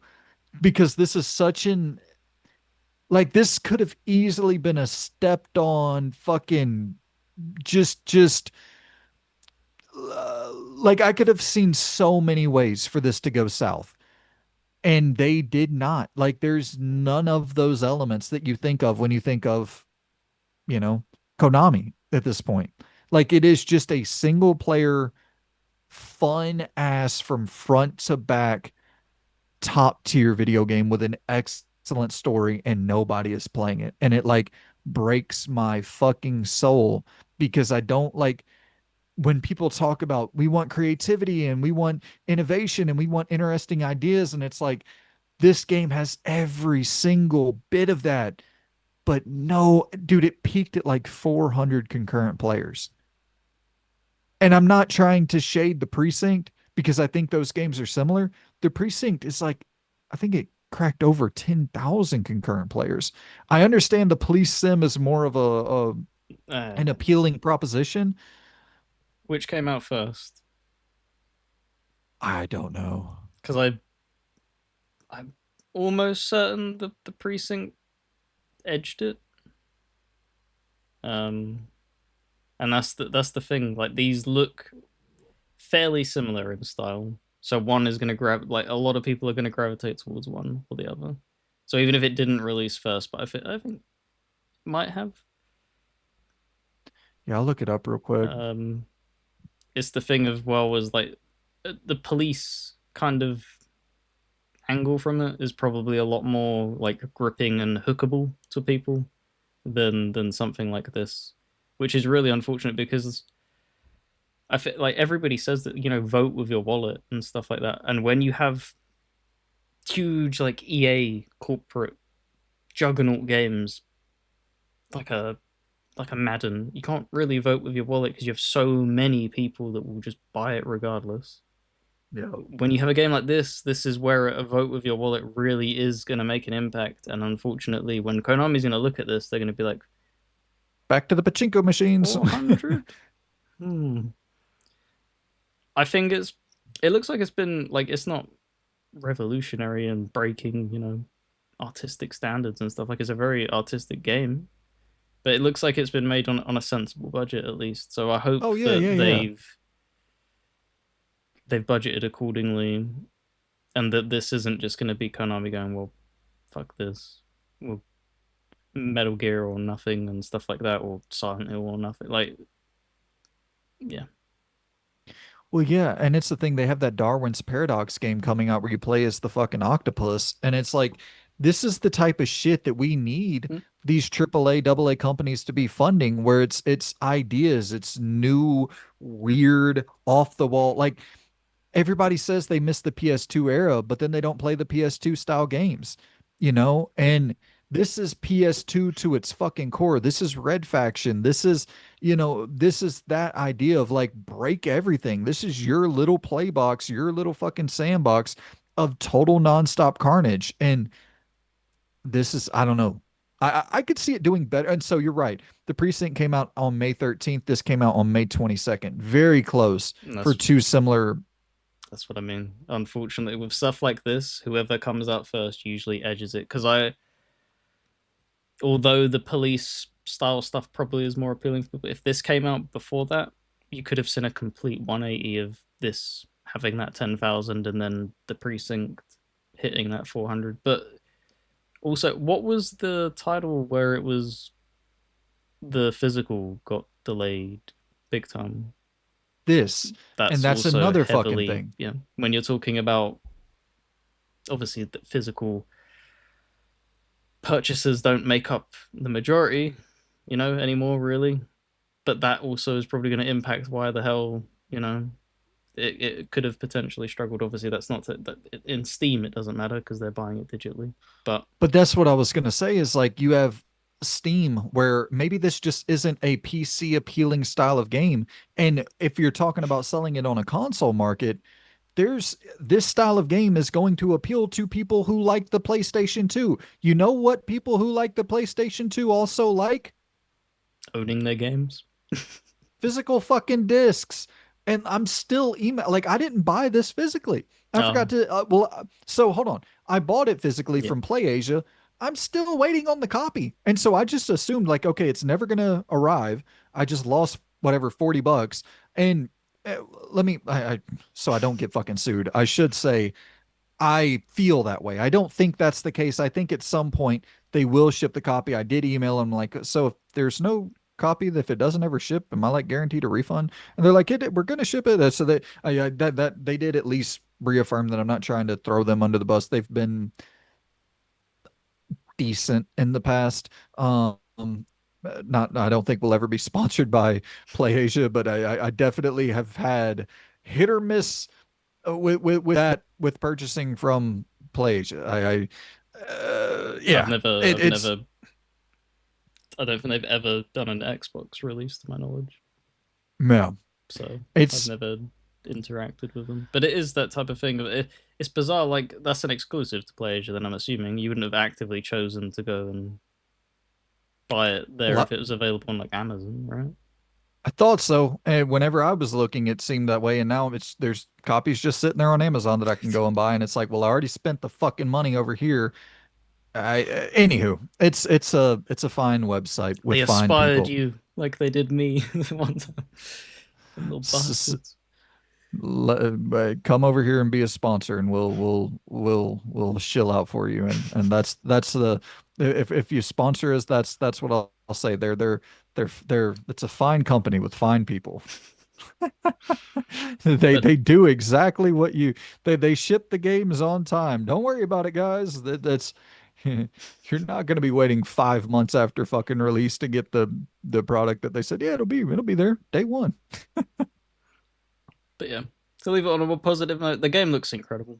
And it was Oh yeah. definitely on I remember I think they not shown at the same like rough time as well, like trailer wise in a showcase kind of thing, right? With the I don't even precinct. know. Because I remember seeing it and being like, oh, that's really damn similar. Um, and this did definitely appeal to me. I will put my hands up. I didn't grab it. I'm I busy mean, sinking. listen. I'm busy sinking my teeth into other things, and that's also what I was gonna finally say with like obviously the physical screw up. What it feels like them releasing second, and also man, just the release schedule for Yeah, everything is just it's brutal, and it's there's gonna be times like this where there's so many things coming out now, so many releases getting pumped out constantly on a weekly basis. It doesn't matter how creative something is, there's just going to be in this climate things that just it doesn't matter. It doesn't matter how good that product is, it will just fall on the sword of way too much production, and there's just not enough active demand of people. There's not enough people who are going to be buying 10 games a week. It's just not sustainable in that way. So I hope I've Konami were very smart with it. By the looks of it, they were. I don't see this being an extremely expensive product to no. make, and I hope that they not only they haven't suffered because of that. I want to see them be more creative because I do remember like Konami weren't they were fairly creative. They made it. Yeah, they They put out made a some weird few. shit. They made some out there games. It Hmm. wasn't just Metal Gear that they made. That the tons of developers had creative out. Like I Zone. think back on the 360, like earlier this year on, I think it was in January with Enchanted Arms. It's a Hmm. From Soft turn-based JRPG. Like you had these household names and these other developers who hadn't become household yet. Everybody was being creative, and now it seems like it's so difficult to risk anything because it's so expensive. Yep, 100%, man. But hey, it's this A is a damn looking good game. I want to play it so bad. yeah, this is a game of the year contender. There's, I think to my like top three, this is in there. I would assume this is definitely in there. I don't like really locking that stuff down because we're talking. I really like waiting until the end of December to really even think about that in terms of like ranking it and ordering it. I like coming in here just completely on the fly one day when I'm like, okay, I got about 3 hours to kill and sitting down and just being like, let's see how the chips, because there's times where I could probably one day deliver at all costs is number one, the other day split fictions number one, the other day like you know what I mean and I haven't finished this yet, just to be clear, so it could elevate even more, could drop even more. Like I'm probably about 5 hours into it, 6 hours into it. I don't think it's an overly long game. I'm probably 70% finished with it, but yeah, I mean, didn't finish S. Love it. Didn't finish S. Pause that. Keep in mind it's also a me ass game. Like when you're talking about Simpsons Hit and Run, and it's kind of that combination of your crazy taxi, Grand Theft Auto, old school, like it's physics crazy, like it's all of the shit that appeals to me. And I can understand that not being appealing to a lot of other people, but I just have a hard time. And then that's the thing where it's such a bummer. The clip that I showed y'all looks like horse shit compared to what I'm doing now in the game, but it's uh, and it probably wouldn't have been too much of a spoiler if I showed y'all because y'all wouldn't really have I the mean, context for why.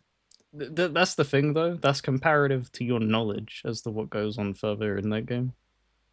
I want to buy that. Like the next opportunity that I have, from what I've seen. Like I the could story just beats look good, and the gameplay looks really fun.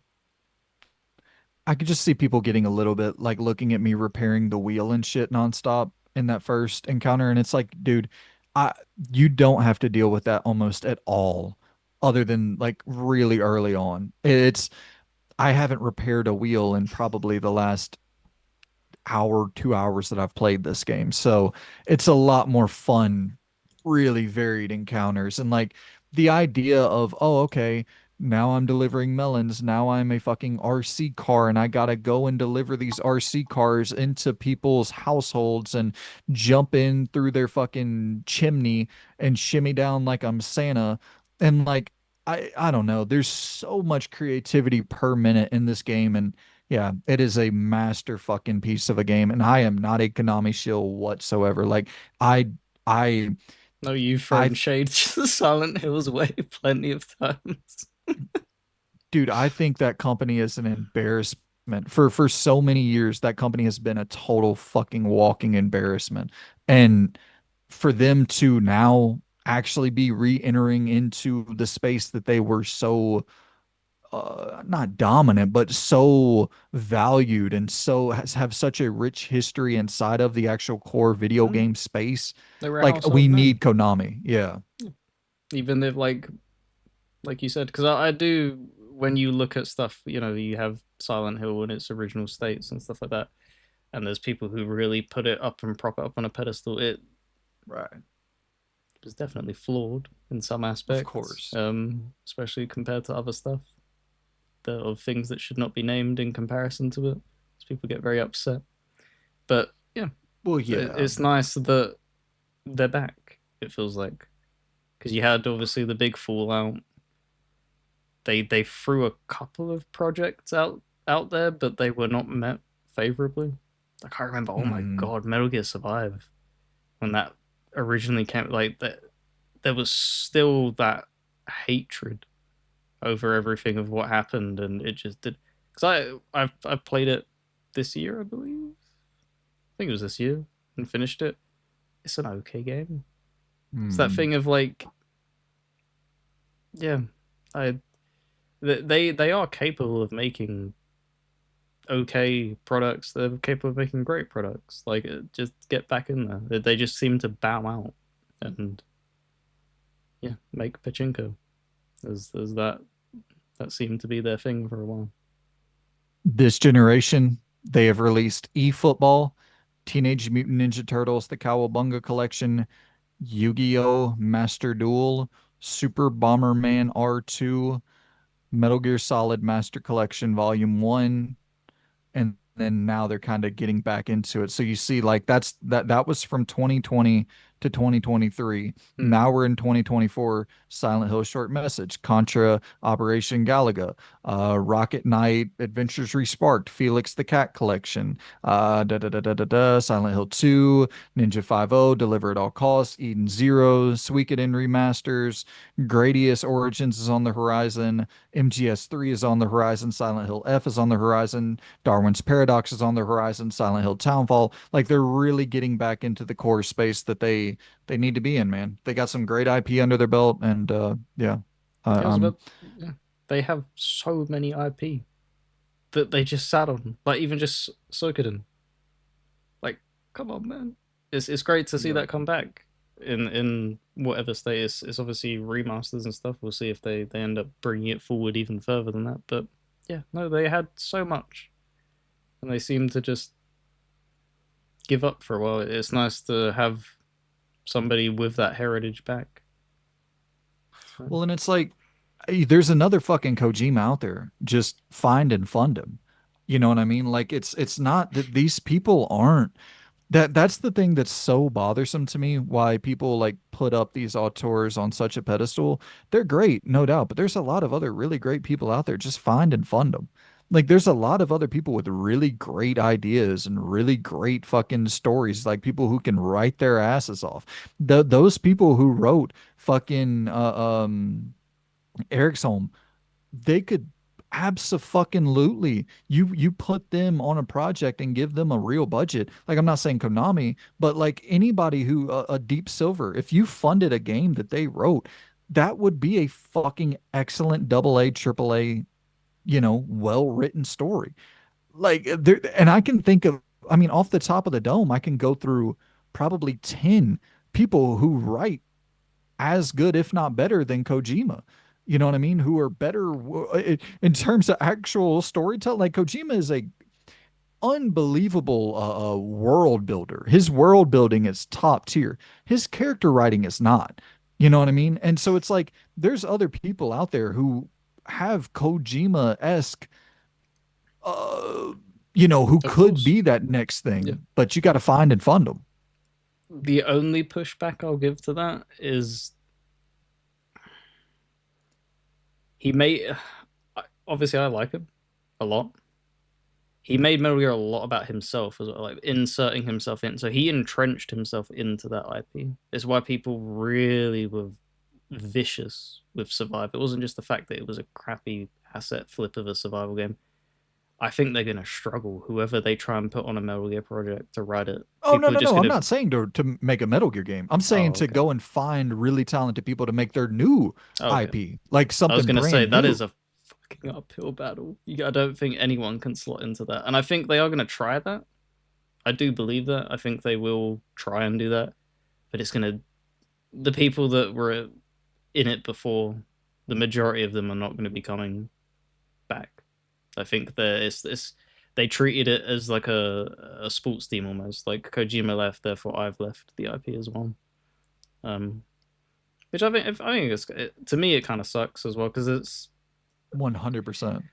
like you said, there's so many other great writers out there that could take a stab at it. Because it's the thing as well, like Silent Hill. What you're happy people picking that up and new writers like Right. there's no care there at all, and there's so many other IPs, but that's also the case. Why is Metal Gear so different? It's yeah, there's gonna probably be a little bit less weirdness Mhm. because that's his whole shtick. But there's somebody who could pick that IP up and do justice to it just fine.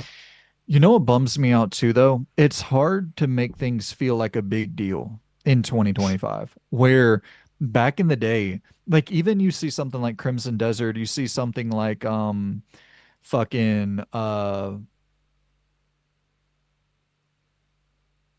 Jesus, I'm Genre, totally blanking. Huh? I'll try and help you out. Yeah, it's fantasy. It's in that same vein, third person, Blood of the Dawnwalker. Oh, yeah.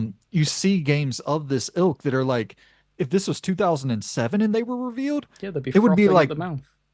people would literally be salivating outside of a fucking GameStop waiting on those things to drop. Midnight releases, blocks, fucking waiting to play that stuff.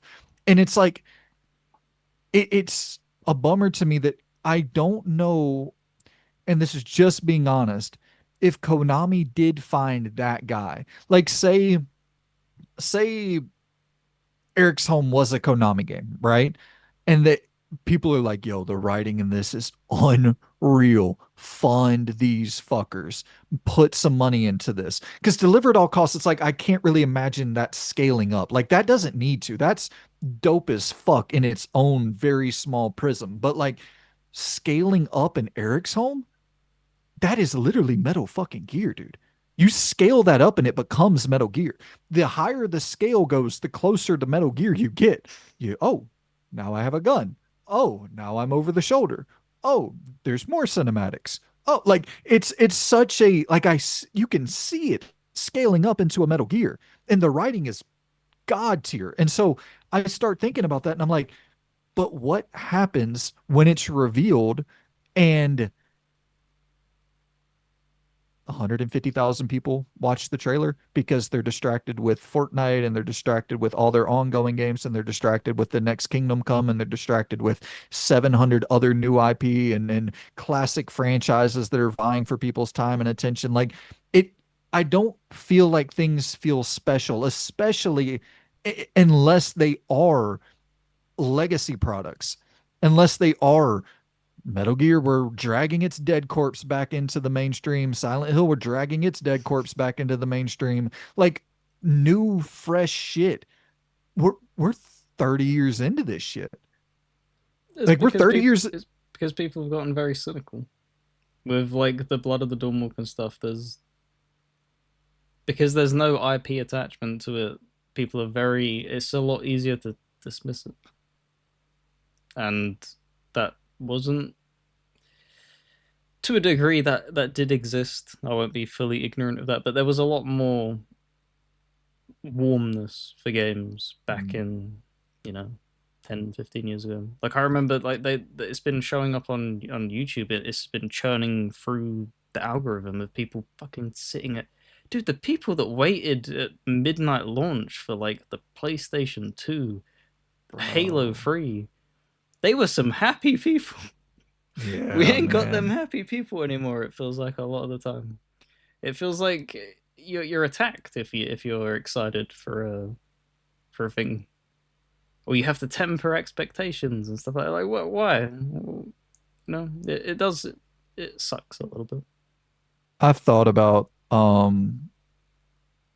GTA 6. Like I don't I hate filming anything in public because it's like what if you got, someone on camera and they're picking their ass or picking their nose and you don't notice it and you post it and it's like I've never gone viral for anything in my fucking life on YouTube and that's going to be like the one thing that gets clipped out as somebody that I didn't notice was The like picking their GTA nose 6 and arse picker in 4K. 4K ass picking, high definition. You can see the stain. It's like I don't know, man. I don't like doing the public recordings because I don't want to catch someone at a moment where I don't notice something and it gets, it just that. But it's like I really at the same time I want to film that shit because they still like there are still those midnight launches in my area and like they don't happen That's awesome. often but like so we had at 9 p.m. They released it was right before the it was Red Dead 2. It was right before the yeah, 2018. I think it would have been Red Dead 2 or maybe it was God of War, whatever. But like it was fucking crazy, dude. Like I so we're in this kind of outdoor mall and it was people just wrapped around like I mean 20 stores back just wrapped not literally 20 stores back but like fucking people There were that are two people. I mean there had to have been like 50, 60 fucking people Dude, that's waiting for. crazy. Yeah, it was so dope to see. And like, I didn't really know what the fuck. I just kind of sat in my car and waited for everybody. Like, I'm not gonna, I don't want to stand in fucking line and sit there and wait. So I just literally sat there in my car waiting for everybody to leave. Like, I don't have any interest in participating in that. I just wanted my game. But it's cool to see like the event take place. And there's a part of me where it's like, I actually do. I kind of want to sit in line and kind of get that feeling again, like being a kid waiting for Grand Theft Auto 6, because I know that same thing is going to happen. Yeah, because you spark up interesting conversations and stuff. Hmm. Um, because I've only had one instance in my life, and it wasn't a video game that happened with. It's gonna Star can Wars. put me in the locker for this one. No, it was Warhammer. Hmm. Um, and you had 50 people, we had like five. Um, yeah, boy. But it was that thing of like even just that. Like they're very strict with their opening times with Games Workshop. Like you're talking, they'll open like 10 o'clock, close at 6. Like it's not open a long time. This was a huge thing, and it was a midnight release that they did participate. They opened the store. You're lining up, and it's yeah. They did a massive thing where you know it's not meant to be obviously open at midnight and all the way through. That you're in bed. The staff are in Hmm. bed and stuff like that. And no, they opened it up. They made a big thing out of it. Come in and let's like enjoy the hobby that we all love. Just Yeah. they humanized it there. I don't think they've ever done that since. Like they're a very we're never going to get sponsored by Games Workshop, so I'll happily throw them. They have a very bad public image, but they don't Hmm. do that anymore. They've ruined them bridges. But it was just that was so awesome to see them do that, and it was just like that's cool, man. Like yeah, people falling asleep in the store, and just it felt human as Yeah. to what it is. Like it didn't feel like a product at that point. It didn't feel like capitalism. I don't like a way of describing it. It just felt yeah a good feeling, and yeah, that's kind of Well, how that feels with the midnight launches, where you see them like people are. It's genuine human emotion. They're so excited to be there because they've looked mhm. forward to it. It really is something that's been on their mind non-stop, and they finally get it, and it's like hell yeah, man. So yeah, Well, and it's the shitty thing where this always happens for console launches, but we are not Nintendo people, so we didn't get to experience that. And it was COVID during PS5 and Series X. So it was like, I know for sure because I would still go into GameStop and stuff during the pandemic, and like there would still be people going in there constantly asking about PS5s and Series X's and like so I know that it had to have been if we weren't in pandemic situations, like it would have been people wrapped around the building again. It would have like I think there is people who want to have that because you saw it with the Switch, right? Like fucking those videos for the Switch 2 are dope, man. People just sitting, hundreds of people lined up outside Best Buys and GameStops. Like, we gotta have that shit, man. You need physical interaction and you need to have some kind of like communal experience every now and then just to remind you, like, this is a dope ass fucking hobby. So, yeah, it's just wholesome at the end of the day. It puts all the conflict and the crap aside, and you're just unified in the thing that you love. you know, so deliver at all costs. This is the unifier S tier Oh well, game of the year. man, what a drop off of quality because I've got to start talking about Deadrising 4. Holy shit. Oh That is not a no. positive talk. I'm gonna take a piss real quick. You can Okay, go well, ahead and ramble I for a quickly second. pause because I need a drink anyway. So, quick Gotcha. couple pause. Be right back, guys. All right, Loon. So we were into your ranking next, right? Yes, unfortunately. No, no. That's been a little bit cruel. It's not a terrible game. It's just it's something, that's for sure. And that's Dead Rising 4. Are you a fan of Dead Rising? Like, is this something that you dipped into? I know that obviously your preferred zombie Capcom title is Resi, but there's some people who are very, very fond of Dead Rising and others that really don't like it. So correct me if I'm wrong. I'm not a Dead Rising guy. Wasn't it initially a 360 exclusive? Yep. So I didn't own a 360 until I was an adult. And so I just didn't have the opportunity to jump in. And then whenever it was like whatever 3 games into the franchise, and then it was coming out on PlayStation, like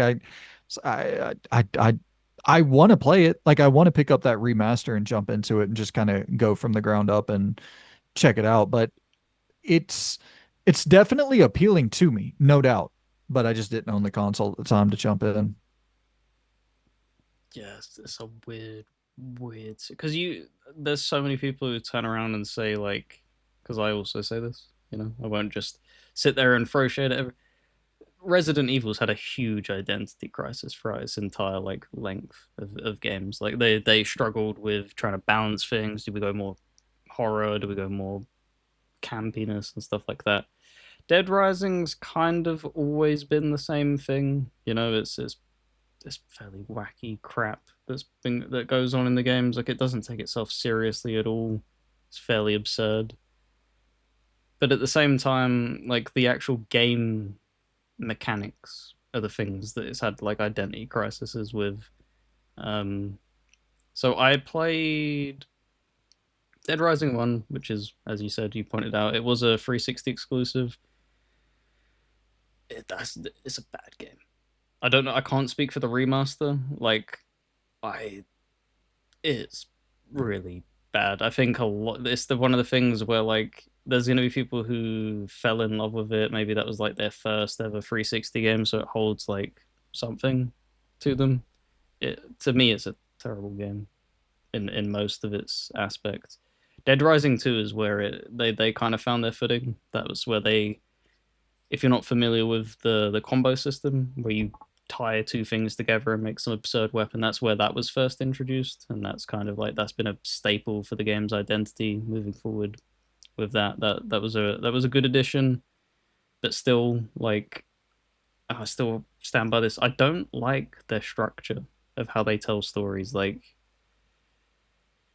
everything is on a time limit, every single aspect, and like with the first game, the kind of thing that it's building with that time limit is when you fail it or whatever, it's kind of like a soft new game plus. So you pick it back up, but you like because you're leveling up your character as well. So you'll be able to bring that forward and therefore make that next attempt a little bit easier. But it's like we talked about with like wasting time. That feels like I was playing through. They did a HD remaster for Dead Rising 1. I made it like 3/4 of the way through the story and then hit a brick wall, failed it, kind of thing. And then it was like, yeah, start over again. It's just like, no, I'm good, man. I'm good. The game is arse. I was just tolerating it because I'm a IP kind of person. I want to kind of get through it, No. but no. And Dead Rising 2, I never finished. Dead Rising 3, I finished and I liked because it was a co-op game. The game itself is terrible.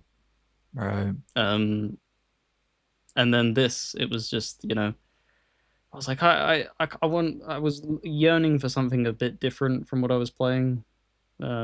Everything else as of like recent, because this is a recent clear, obviously with this month. I finished it, and yeah, I still don't know how to feel about it 100%. Like, there's things I like about it, and then it's a really bad game in other aspects. It's just such a weird series. Like, it's one of them things where I don't understand how they've got 4 games out of it because it doesn't Mhm. feel like a series that you see so many series that don't get sequels that really deserve sequels, and somehow this has got 4, well, more than 4 games as spin-offs as well. But yeah, it's just a mess. The game, the story isn't particularly good when you get to like the climax and stuff like that.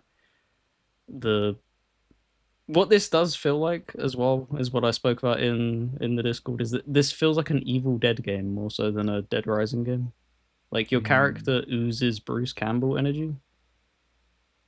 where he has no fucking clue what he's doing. He is just a bumbling buffoon, but they write him like every like say every five cutscenes, one cutscene he'll try and be responsible, and oh well, why would you do something stupid like that? Whereas it's a juxtaposition to the character because you, when you're playing the game, you're a bumbling fool. You're going around doing stupid shit, blowing up zombies in the most ridiculous manner, and then he'll also do that in certain cutscenes. It's just like early Capcom DNA. I think that maybe this is where the original Resident Evil writers found that with Resident Evil 4 and that kind of wackiness and stuff. Like maybe this is where they live.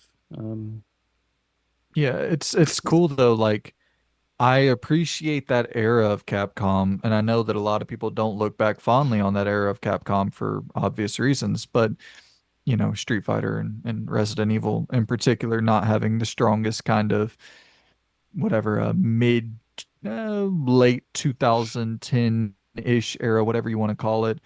Um, but I look back at that era of like Dark Void and mm, games like this and just some of those more experimental off the wall ideas that they would throw out there. And I kind of think that they're getting back into that in some way with Exoprimal and with Pragmata and with Kinetsugami and like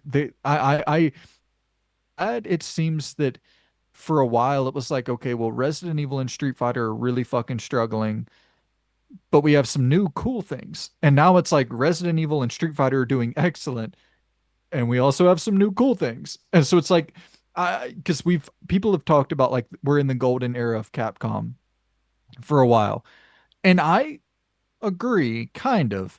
But I also push back. I think to really solidify as like that golden era, it has to be not just shepherding what you have done well for decades and keeping that consistently relevant, but also creating new things that you can also make relevant. Or even not even it doesn't have to be relevant per se or marketable mainstream, whatever, just something new for people to latch onto as well. And now it kind of seems like they're trying to dance with both, which could be dangerous, admittedly, but it doesn't seem like they're sacrificing resources on one to work on the other, which is, I think, smart. yeah, I think I fall more in the line with I do think they're in that golden age because I clicked really heavily with Kinetsugami and I liked Exoprimal. So I'm eating good. I'm liking the stuff that they're experimenting with, and I like Resident Evil. No, So that's what I'm saying. I think they're in the golden era now. I kind of oh, pushed back okay. on like when people were saying it around like 2018, 2019 when like RE7 was kicking off and like R Man, that into is really early. RE2. People jump into conclusions real damn quick with that. Or even if you want to go to like 2023, I would say all the way up until we got to our Kinetsugamis and our Pragmatas and our Exoprimals. Like, because really from like I would say 2017 until probably 2024, that was like a lot of people considered Capcom's revitalization period or entering into that golden era of Capcom again. And like I said, I to the standpoint of they shepherded their classic franchises so well, even Devil May Cry, and like they did a great job with that from 2017 to 2023-ish, 4-ish. But now I think they could be fully into like top tier publisher in my mind because they're also introducing new awesome games as well. Yep. As long as they don't make Dead Rising 5 and it's like this. Holy crap. Yeah, I don't know. I don't think Dead Rising's ever going to be the thing that they want it to be. They keep taking a crack at it, um, and giving it a shot. I don't know how expensive these are to make, and it's weird because obviously the original game had its Xbox ties being an exclusive, and they flip flopped with that tons because 2 was everywhere. 3 still is an Xbox One exclusive. It never came to PlayStation. Oh wow. 4 was an exclusive for 1 year. Like I said, it's just a strange series with its identity across the board. It's not even just like the game itself; it's the way they sell the game. Um, but that's kind of the identity of Capcom, isn't it? They jumped ship with PlayStation, with the Capcom 5 and stuff like that. that was well known. But yeah, it's I won't drag my feet long with it. It's just more Dead Rising. It's poorly written as expected, and just beating the shit out of hundreds and hundreds and hundreds of zombies. Um, the only other thing I'll also kind of stab at it didn't feel good to play either, and it's Mm. very ugly in the way of me like it had graphical issues which it really shouldn't have. Like it had things that were popping flickers and stuff that you wouldn't expect tied to a Capcom name. It's just like I'd expect this from like a Eurojank. Expect this from like Right. a double A studio of somebody being ambitious, but Capcom. Mm. But yeah, I it's okay. It's if you want to kill some zombies, it serves that purpose at least, and I don't think it's particularly expensive. So have fun with Where are that. you ranking that bad boy?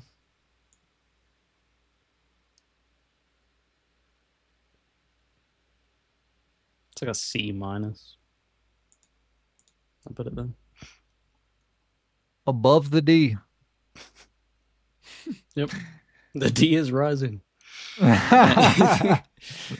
Right. Did you want Oh me to knock man. one more off, and then it's 1-1, or did you want to get your Tony Hawk out of the way and then leave me with two at the end? Yeah, fuck it. I'll hit Tony Hawk real quick and then let you wrap up the two at the end. I'm down to talk about some Hawk. Um, Listen, it's 3 and 4 remastered. Tony Hawk 3 and 4 has been remastered. It's I think I talked about it earlier in the show, or maybe I said this to you off air, where I heard people saying that they were finishing Tony Hawk 3 in like a couple hours and Tony Hawk 4 in a couple hours. I spent 20 hours trying to get through these damn games. I don't know how people were getting through them so fast unless they were using guides. Um, and I don't know, like I can't imagine wanting to use a guide for these games. Like it's so fun to just discover shit on your own. And of course, like if you're totally stumped, like you can't figure where in the hell is that final secret tape? Where in Uh, the hell is that final, how do I get to that damn final skater that I'm supposed to impress on this ship that I can't like sure, of course, if there's a little mini game or something that you can't find and then I'm not I'm never going to be the person that tells people that you should play a game. I don't give a fuck how you play games. Play games however you want to play games. I think the most fun way to play this game is to not look that stuff up and to just kind of go in blind. And a big tip that I would give to people, and this is something that I discovered way too late, is to enter into photo mode and then kind of scan around the environments for mm, the combo letters and the skate letters and the secret tapes and the skaters that you need to impress and the flip trick that you need to hit on this water tower. Well, where's the water tower? And like doing all of that stuff and kind of keeping a mental note. It's just, I don't know. I don't really want people to tell me how to play the game. Like, I just want to kind of go and figure it out and do it my way. And I guess I'm telling people how to play the game by telling them not to look up and use a guide. So fuck me, right? But it's, it, it's just to me it's so fun the free feeling of these games going in and just figuring it out, figuring out what you need to do. And then I really, my favorite thing is just high score trials, and you'll probably see that in this footage. Like it's the most annoying footage in the world to watch, I'm assuming, because it's just me restarting run over and over, restarting run. But it's like that's the fun shit to me, is like I just want to see how high I can get that damn combo score. And whenever it's like, okay, you got to get a 300, 500,000 point total for a level, it's like, well, shit, yeah, that let's see if I can do it all in one combo. And of course, a lot of the time you're not gonna be able to do that just with the way that the levels are designed. And uh, I back in the day, I remember we used to get million plus point combos on the regular. And I'm struggling my ass off to crack a million point combo in this game. Like it is not fucking, I mean, honestly, even cracking like 300,000 is pretty fucking tough. But it's just once again, it's the thing that you and I talk about all the time, is if there's a game that you play consistently and it's a singular individual game that you play consistently, you are going to be able to master that game. And if you stop playing it consistently for a decade, those you got to put the training wheels back on. You're not going to remember how to pull off that shit that you used to be able to pull off. And so it's fun to go back to because there is such a steep learning curve for me. Um, but I also know that there's like light at the end of the tunnel. So it's like I don't remember how to do the shit I used to do, but I also know that like I can get there. And so I don't know, there's something kind of challenging. The meta game inside of the game is kind of challenging in and of itself, where it's like I want to be able to pull off these 1 million point combos and shit and do it consistently because like that used to be so I'm not saying simple. 1 million point combo is fucking that's up there. But I remember 500,000 plus point combos were not difficult. And now I'm struggling my ass off to crack those. So it's like how do you get back into that? Okay, revert into the manual. Okay, well, let's upgrade all the way on the grind stat and the manual stat, upgrade those all the way. Make sure to be hitting your special move. Is there a point on this jump that you're getting enough verticality to where you're able to hit two special moves back to back and then lead that into a grind?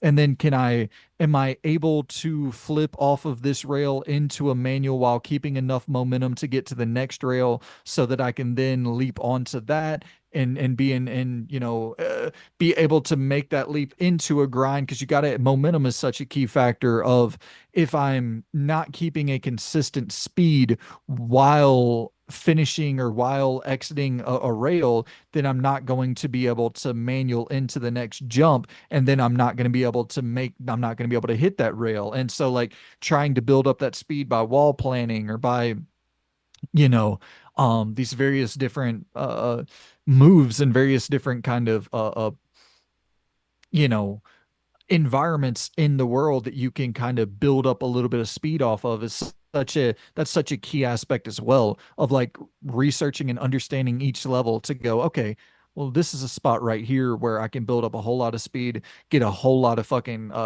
combo points, and be able to build up a pretty significant overall combo score in this one confined area. And so you can knock out a lot of those like six score and high score runs in just one small space. So it's a lot about knowing your environment and utilizing that as best as possible as well. So it's a it's incredibly fun. It's incredibly fun. I love going around and finding all the different hidden artifacts and like all of that shit is incredibly enjoyable to me and finding the secret rooms within each level. And I mean just some of the level design, like the pinball section in Tony Hawk 4 is it's crazy, man. It's such unbelievable. Like you literally are having flying fucking pinballs trying to knock your ass out, and you're jumping over flying pinballs and getting speed bursts and combining, 900 tricks because you're getting so much air. You're doing like a 900 into a front flip, into a grind. Like it's not, it's not skate. It's not supposed to be this simulation of skateboarding. It's supposed to be total fucking batshit and yeah, it executes greatly in its batshittery, I would say. But um, They the cool made thing about they made changes though, right, to yeah, this. So from its original release, was there not more? There was a story of some sort, was there not? Or is that a different one further down the line that I'm thinking of? Because there was murmurings as to them saying that it's just going to be mostly what the first two remakes were. If you were expecting anything else, kind of temper your expectations.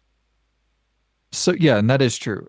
But Tony Hawk Pro Skater 4 fans, all I don't know, I was going to say all five of them that are still out there, but I mean that franchise sold hundreds of millions of copies, I would assume. Like I eh, listen, it is okay.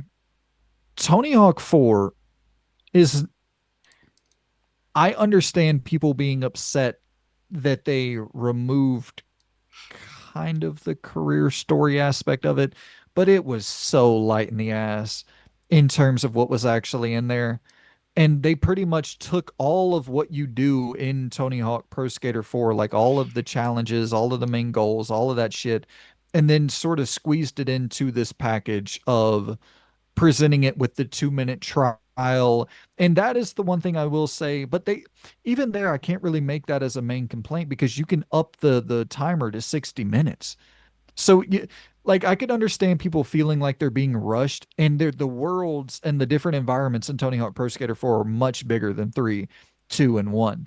And so, like, they are meant to be explored fully, and they're not meant to be, completed in 2 minutes. That was never the structure of THPS 4.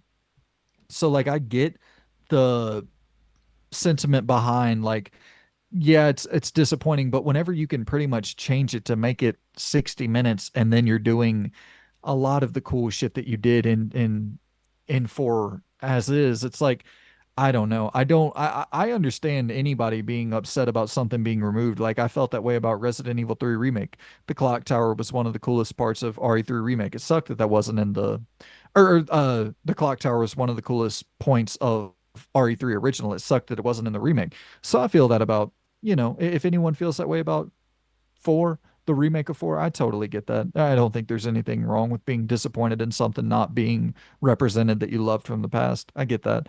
But for me, it doesn't. Like, if they did this to Tony Hawk's Underground, I would I'd be lighting the fucking world on fire. So like I get why people are upset. But to me, Thug 1 and 2, those are the story games. Those are where like, okay, you're going in, creating a character, there's a main villain, there's a full plot line, there's cinematics, there's a full fucking story. It's not just, oh, here's a quest giver Yep. and here's you're gonna go and do this thing and then like it's a full fucking story. Like it has a beginning, middle, and end that you're actually invested in. You know, so I if they go back to those games and try to, you know, bake that into the Tony Hawk Pro Skater 1 through 3 cake, that template, I would be furious. So I get it. Um yeah, and they removed a lot of the OG, the soundtrack from the original games. A lot of that shit is gone. And I it's hard to be upset about that with licensing Yeah. and all of that, but I think they replaced the replacements. And if I'm being completely real, I don't listen to the soundtracks anymore. I listen to podcasts. I appreciate and respect the culture and the significance of the music in those original games. Like it did shape a generation. My entire generation. I mean, I was introduced to so much music because of those original games that I never Rage Against the Machine, and like I don't think I ever would have heard of that shit without Tony Hawk. I was playing Tony Hawk 1 at, I don't know, was I 5 years old, 6 years old? Like it was such a great introduction point into so much music that I went on to love into still into my adulthood. Um, but I mean, I think they have some solid replacements there. But I'm a podcast guy at this point. When I'm playing games like this or NCAA or games that are just more all pretty much all about gameplay, I'm throwing on fucking Friends Per Second podcast or MinMax or Last Stand or just some gaming podcasts. I was listening to old Matt and Shane secret podcast, like clips, like a montage that was like this 8 hour running it just clipped together some of their funniest moments. And I was sitting there listening to fucking Shane Gillis and I forget Matt McCusker, I think his name. I was just listening to them shoot the shit about like white trash culture and oh, they're making jokes about fucking I don't remember what it was funny. I was playing Tony Hawk Pro Skater. It's like quintessential white trash, and then listening to them talk about the key identifying aspects of white trash culture, and it's like, yeah, I think you got to throw a skateboard somewhere into that. It's like a key identifying factor of white trash culture. But yeah, it was a fun time. I put probably 22 or so hours into 3 and 4, and then I have completed 3 and 4, and I guess that's another cool aspect of this game is that so I beat all of the pro goals, but then they unlock expert goals after that. Or I beat all the base goals and then it unlocks pro goals and expert goals. However, it works. I beat all of the main goals and then it gets like you have additional goals that get added on top of that. So this could probably be a 50, 60 hour game for me to go through. And I haven't fucked around with like the park editor and haven't fucked around with really any of that shit whatsoever. So it's there's so much content in there. I haven't played online yet. Like there's a lot of content in there to dick around with, but I, I literally just finished the career mode. It took me a long ass time to get through the single player component. Yeah, the only other thing I'd want to pick at, just out of curiosity, because I think you've played Skate as well, right? Hmm. To some degree. How different is the gameplay? Because I've never played any Tony Hawk game, and then with Skate, I played Skate One, which I felt was clunky. Skate Two was a little bit less clunky, and then Skate Three, it felt right. But this looks Th- like I'll happily put my hands. I don't think I was ever good at Skate Three. This looks nauseating to try and like how does the controls like translate like to completely as like a layman, because there's like so much shit going on and it's throwing up so many things, whereas in Skate like it's more simulation based, so it's a lot more slower. Like you still have a combo that you're building up, but it's not to like this level of absurdity. Like are the controls easy to like pick up and like use yes. and stuff like that? Okay. Fucking very much easier than Skate. Much easier than Skate. And so I guess that would be one thing that like when you're seeing all that crazy shit happen on screen, I'm pressing fucking triangle, circle, circle, up, down, triangle, square, left. Like it re- I know and listen, I think people probably get annoyed at me saying this because but it's just what I believe like in my fucking heart of hearts is that no game is really that challenging. It's just whatever you choose to dedicate time to. No, yeah, This of is course. Yeah. yeah, this is just so appealing to me that like I mean I would have to assume thousands of hours with Tony Hawk games. So like I pick it up and I struggle out the gate, but then 10 hours in, like this is pretty much Forza Horizon to Okay. Skate being Forza Motorsport. Like you've played the harder one. Skate's the harder one. This is just more chaotic in my I don't know. They're both hard in their different ways and they're both easy in their different ways. But like control basic pick up and play functionality, I would assume this is probably the easier game because with Skate that analog stick is dictating pretty much everything that you're doing and like in this it's really just triangle, square, circle. Like the Oh, basics that's how you do of your tricks? yes. So Oh, but hell I yeah. mean, don't get me wrong. Oh, I To be, hate the I don't. analog stick thing because it's so Oh, finicky. it's not in there at all.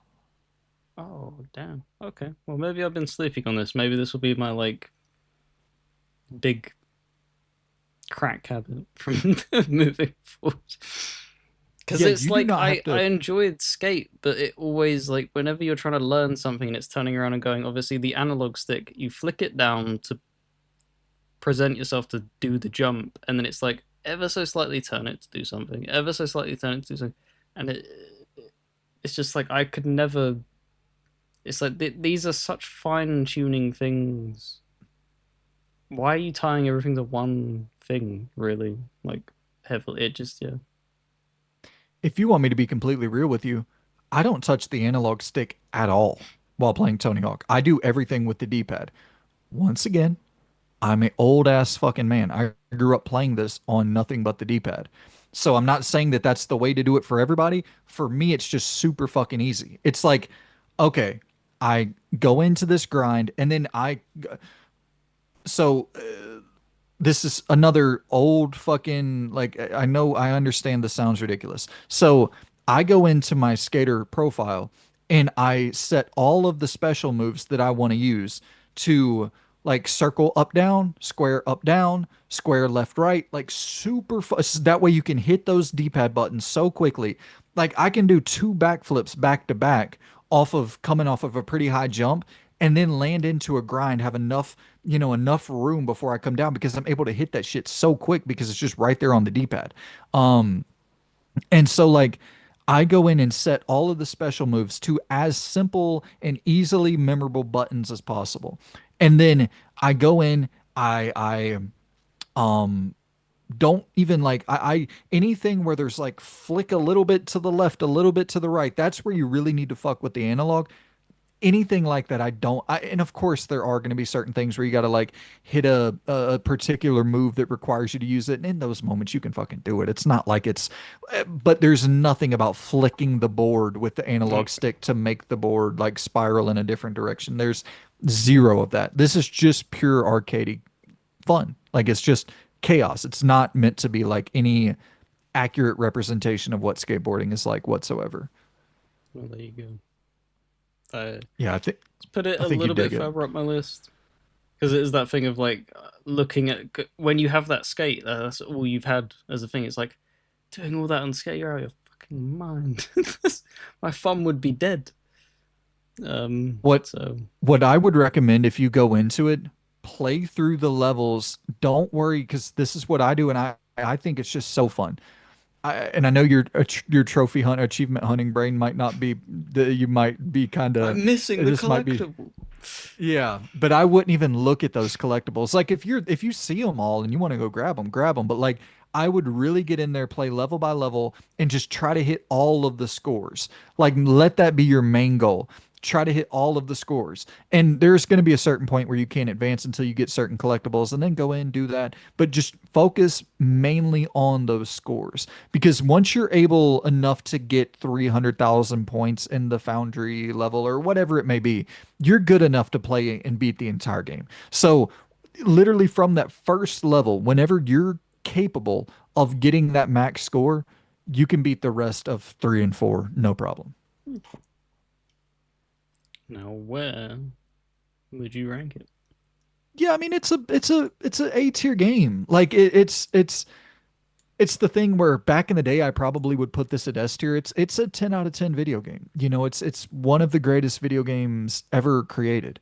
Um it's more influential than almost anything that's ever been released. It shaped culture. Like, and you could credit that more to two, I guess, than even one and two, sure, but 3 and 4. I mean, and I'm not factoring it in with the revert being added here, and then like that adding a whole different dynamic to the combo system because that was they put that into the remake of 1 and 2, and so like it, I'm not giving it extra credit for that, and that's why I wouldn't put it into the S tier because the influence and innovation is more so like that was felt back in the day more so than here. This is just a great, way to play those games, and it does have cuts to it, and there are things that have been removed. It doesn't feel right to go S tier, but I mean, and I won't be like ranking it in my game of the year list, but you don't get more fun than this. It's impossible for me. Like I could play this 500 hours.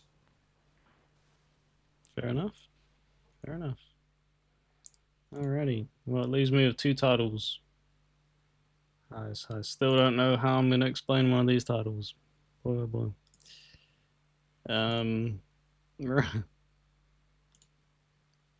so, when did you play Promise Mascot? It's a few I played months. it when it released, probably March. So it's been a few months. You spoke highly of it, Hmm. but you put it down, right? You haven't picked it up again since. Still. Yeah, it was one of those games where I just really, really dug it. And I was like, I get it. I get what this is. I was kind of getting into the spot where I was doing a lot of the same things. But I was enjoying what I was doing. But it's like, I get what this is. I think this is fucking awesome. I'm not necessarily like motivated to finish this narratively, but I think what everything, like, I, I don't know why I have so much fucking energy lately, but I think we got to get into a point where we can articulate properly that like putting a game down doesn't automatically equal bad game Oh or no, doesn't yeah, of automatically course. equal a game you don't like. Like I like this game a fucking ton. It'll definitely be on my hidden gems of the year list for sure. Yeah, For me, it oozes all the things that obviously I like. This absurdly Japanese culture. The fact that the voice actor of the main character is Kiryu from Yakuza also gives it bonus points. But just all of that side, that's already like ticking boxes after boxes after boxes. But just uniqueness. This game is so unbelievably unique in every aspect. Like you begin it and you're like, okay, well it's gonna be Yakuza crime oriented, I guess. You know, you're in a family, the deal goes wrong. You're like, okay, that's fairly like Yakuza style storytelling, and you're like, okay. Obviously, I had a bit of extra information as you showed what the game was before to me, so I didn't have that kind of like ooh moment. But you if I hadn't been shown that, it'd be like, okay, well, this is probably going to be like I don't know, like a third person game where you're out doing stuff. Nope, you are fully, you are in a Suzuki van the whole damn time from start to finish, and it's just like okay, that's definitely a choice. But somehow it is so unbelievably strange because you would think you're in a vehicle, you're in a car the entire time that would feel clunky to navigate an open world with. It really doesn't. Like they've even in its most basic state as the car where you're driving around and you're navigating the world, it feels good. And then they add more and more upgrades with it. Like you get the ability to boost further. It's just like okay, that's cool. I get to A from A to B a lot quicker. And then it's like you find more characters, and it's like okay, well now your car can become a boat. Okay, well that's wacky as shit. There's islands out in the distance. Cool, I'll go and explore them.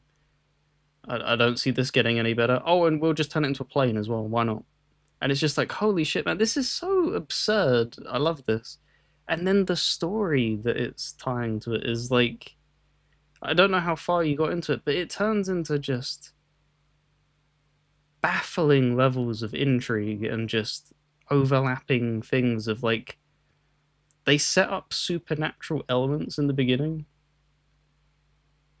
And like, they somehow change the story changes like 3 or 4 times. Like it's really funnily written. It has a really great sense of humor. The characters are good, and it has actually like for what it is, with it being a humor based game, actually has quite a few moments where it hits you in the heart, and you're like, oh damn, Mm. why are you got like you didn't even need to like write some of these characters this way, but it's just so impactful, and it has no right to be that impactful.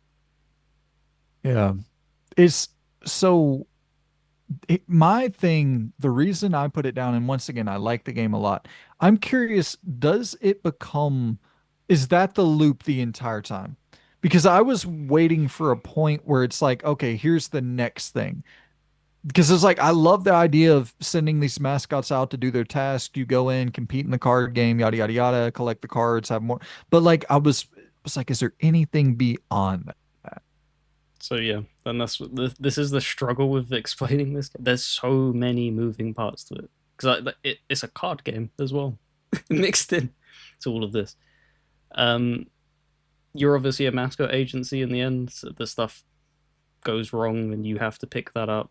You do your card battles. That is the primary backbone of it for generating money up to a point, and then it becomes kind of automated. Like you get so much passive money, you don't need to interact with that anymore. Like I stopped sending mascots out in the final like 8 hours of the game. Nice. Like they were pestering me on the call, like, let me work. Nah, you're good, man. I don't want like I love card games. There's nothing to that card game. Because every Yeah, time you're no. exploring as well, because it was in the very beginning, it could be challenging trying to match up the numbers, but you get so powerful that in the end it rolls it, and you have such a strong, powerful hero, is what they name them, that you can just one shot most things. Hmm. So that's definitely not the thing that keeps you hooked. The thing that keeps you hooked is the interesting characters that you're coming into contact with and the story that they're weaving that way. The other mascots that you end up meeting, because every time you're meeting a mascot, it has its You do have to send them out for them to gain, like experience and stuff, and they level up. I can't remember the concept of it. Basically, they get enough XP to you passively level them up, and then you get like a story beat with them. And there's some really like well written stuff there. There's some where it's like, okay, this is kind of crap, but there is some wholesome stuff. But the story, I'd say it's like an 8 out of 10 by the end. Like you have to have a high tolerance for visual novel esque storytelling, because a lot of it is like, as you can see in the footage here right now, like a lot of it is just still images, comic cutscenes and stuff like that. A lot of it is facial expressions, so it is definitely being made on a budget. But the writing is there. The writing is there. Um, and I cannot think. You have obviously like Yakuza, which has like crazy, weird moments in it, but they usually tie them moments down to the side stories. This entire plot is just absurd. Like the whole premise is that a deal goes wrong, so then you go to this place as a kind of punishment for the family. We good? Yeah. Okay. I that's totally on me. Okay. I I was like, accidentally am I opened up. freezing? No, I Okay. opened up Google Chrome and fucking Oh, okay. I my computer started freaking out. My bad, man. Um, but yeah, like the deal goes wrong, and there's this like folk tale that if you go to this town as a yakuza, you are cursed to die. You will be cursed by the, I think it's Tanuki. I think there's like a massive statue of something as you enter the town, and any yakuza that enters is doomed to die and stuff like that. And there's that whole plot, and it gets kind of raveled up a little bit, and then they do the big reveal and stuff like that. But yeah, I really just enjoyed it because it's unlike anything else. I can't think of No. a single other game that did all of these things the way it did. Because the closest comparison is Yakuza, but Yakuza has comedic elements to it, but it doesn't. That's not the main overarching thing. This is really heavily comedic in its writing, and it's Yeah. really funny because your sidekick that's with you the entire time is just a pinky finger, and she is a psychopath. She's an Mhm. unbelievably twisted psycho, like any just chaotic evil incarnate. Like anything that goes wrong, like she has the major grudge against the mayor of the town because he's like this really corrupt person. Because your whole quest is to try and generate money for your family. You're in a massive amount of debt from that thing going wrong, so you need these mascots to generate you money. To generate money, you need this town is down on its luck. It's dilapidated. It's really run down. So you're also fixing that town up and helping people out by getting mascots to provide events to generate buzz and attraction and stuff. And just yeah, there's so many wild characters. And like I said, the Pinky who's your sidekick is one twisted, crazy person, and it's yeah, it's just so Japanese. This is the best way of saying it. It's just it oozes emotion and just uniqueness. I love it. Yeah, I'm hoping that that Lost in Cult Company or fucking Limited Run or somebody will print a physical version of it. That's a game that needs a physical print, man, for sure. Did the other one get a physical? Do you know? Because this is Kaizen Gameworks, I believe they're called, and Paradise Killer was their other game. I don't know. Let's see. Um, and it's this is when you know a game has done very well is when you didn't know about it, you play it, you fall in love with it, you go and Google the name of the developer, and you immediately buy their previous game. With I didn't even need to look at anything of that previous. I just wanted it. I don't care what it was. It could be a a chess game for all I know. But it's just that oozing of creativity where it's like I don't care what it is. I want to know what else you've made. I'm on board Yeah, for they this. did. They did get a physical release for Paradise Killer. I'm gonna look up and see if there's anything in the works for Promise Mascot Agency. Yeah, No, nothing yet. I think they'll get one eventually. I hope so. It's yeah, it's one that definitely deserves it. It's such a crazy game, Yeah, and man. You I still haven't done it even just an ounce of justice. I could sit here speaking about it. This is the thing. Uh, I think while it was paused, and I was saying like I'm gonna struggle explaining it, much like Yahtzee did with his when he was. It's a game that you could sit there and explain it for 2 hours and still miss 80% of what the game is. Like, go look up gameplay of it if it's piqued your interest, and like skip ahead a few bits and just see everything the game has to offer because it's a wild trip. Yeah. Yeah, it's unlike anything I've played this year for sure. It's really, really off the wall and definitely worth looking into. Hopefully it'll come to Game Pass, PlayStation Plus, get some more eyeballs on it. Yeah, it needs something like that, kind of a boost, Yep. because I don't think it's sold particularly. Their socials are kind of weak as well, numbers wise. I think it's a very thing of like a very very tight knit community. It kind of reminds me of like a Piranha Bytes. They're kind of in that realm at the moment where it's very niche. Because when I was looking up Paradise Killer and stuff like that, they had a similar install base then as well. So they haven't really grown that much, unfortunately. So hopefully they can expand. Absolutely. Where are you ranking that bad boy?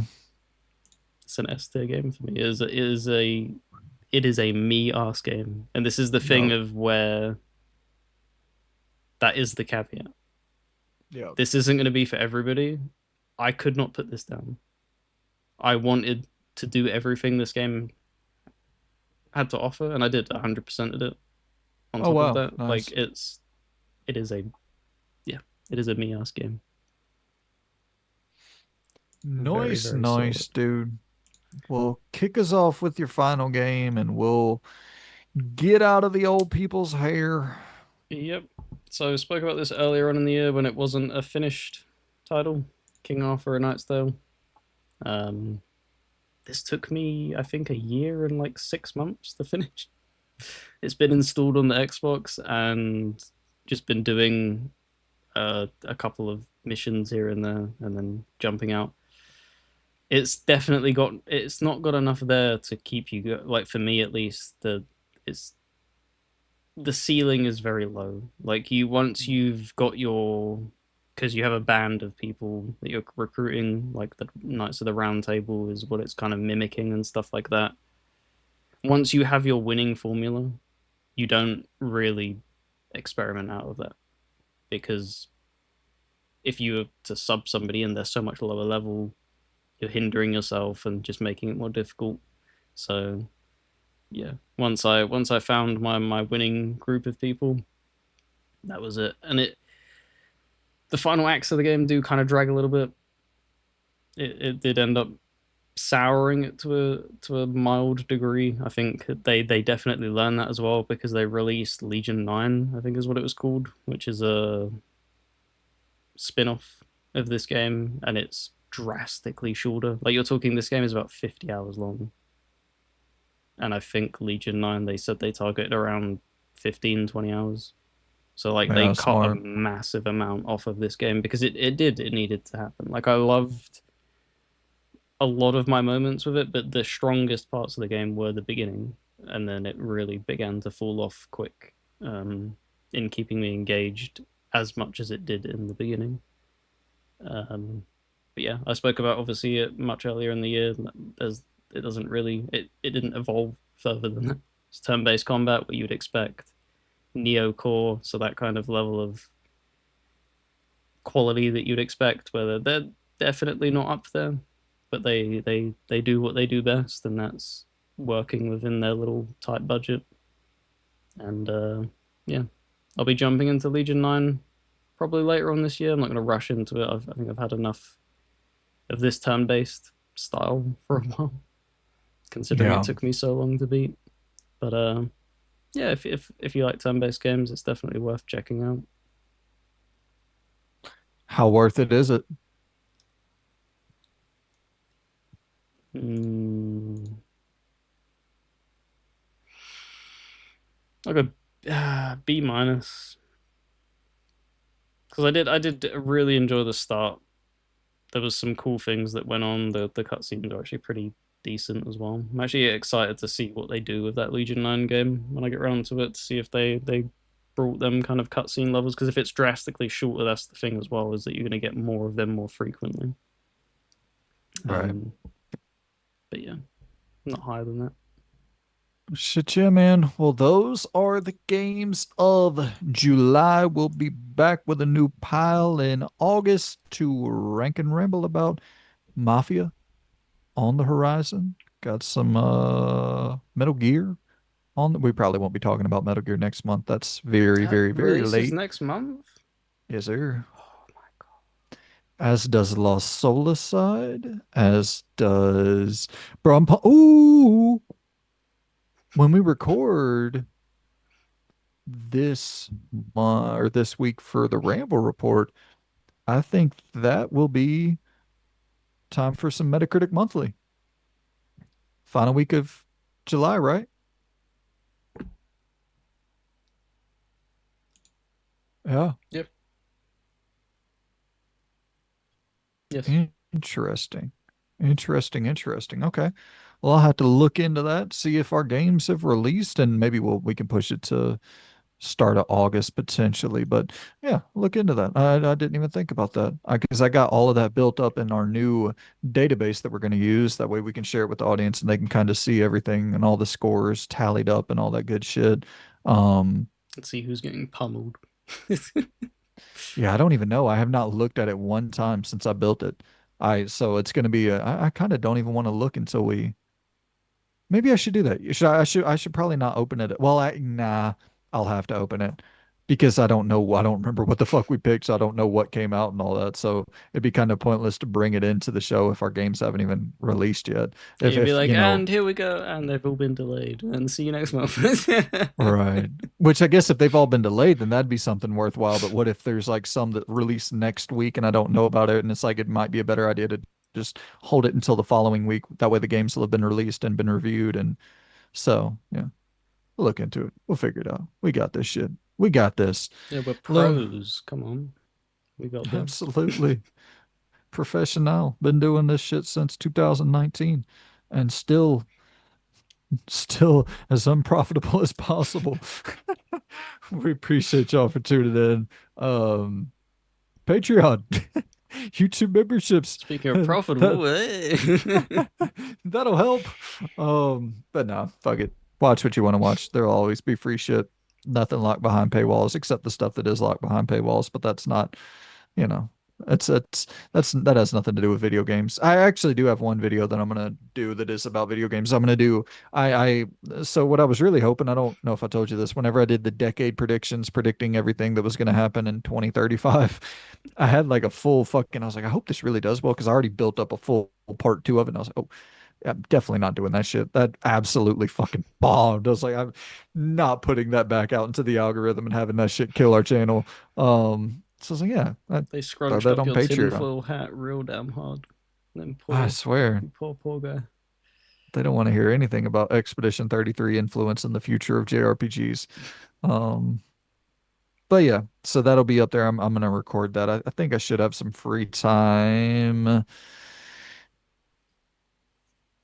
Oh, maybe not. Okay, well, we'll figure it out. I'll get that up there. That'll be well. The next Patreon exclusive video is my fat ass sits down and I rank fast food for like an hour, and I mean this. I tell you, I'm not an expert in much. I am a fucking expert in that. You tune into that, you're gonna be like, God damn. No wonder he doesn't know anything about history. This motherfucker knows a lot about chicken tenders. So, yeah, tune into that. Get a real expert's opinion on fast food. None of this horse shit fucking dilly-dallying. This is real hardcore science. So that'll be available on Patreon by the time this comes out. That'll be available, and you can write into the show every week. Yep. Some cool perks over there. Check it out. Appreciate y'all for tuning in, Loon. Appreciate you for rambling and ranking away with me, my friend. And No D games this month as well. And that's two no months in a D's. row. We got to start taking some D's. No homo. Appreciate you, Lude.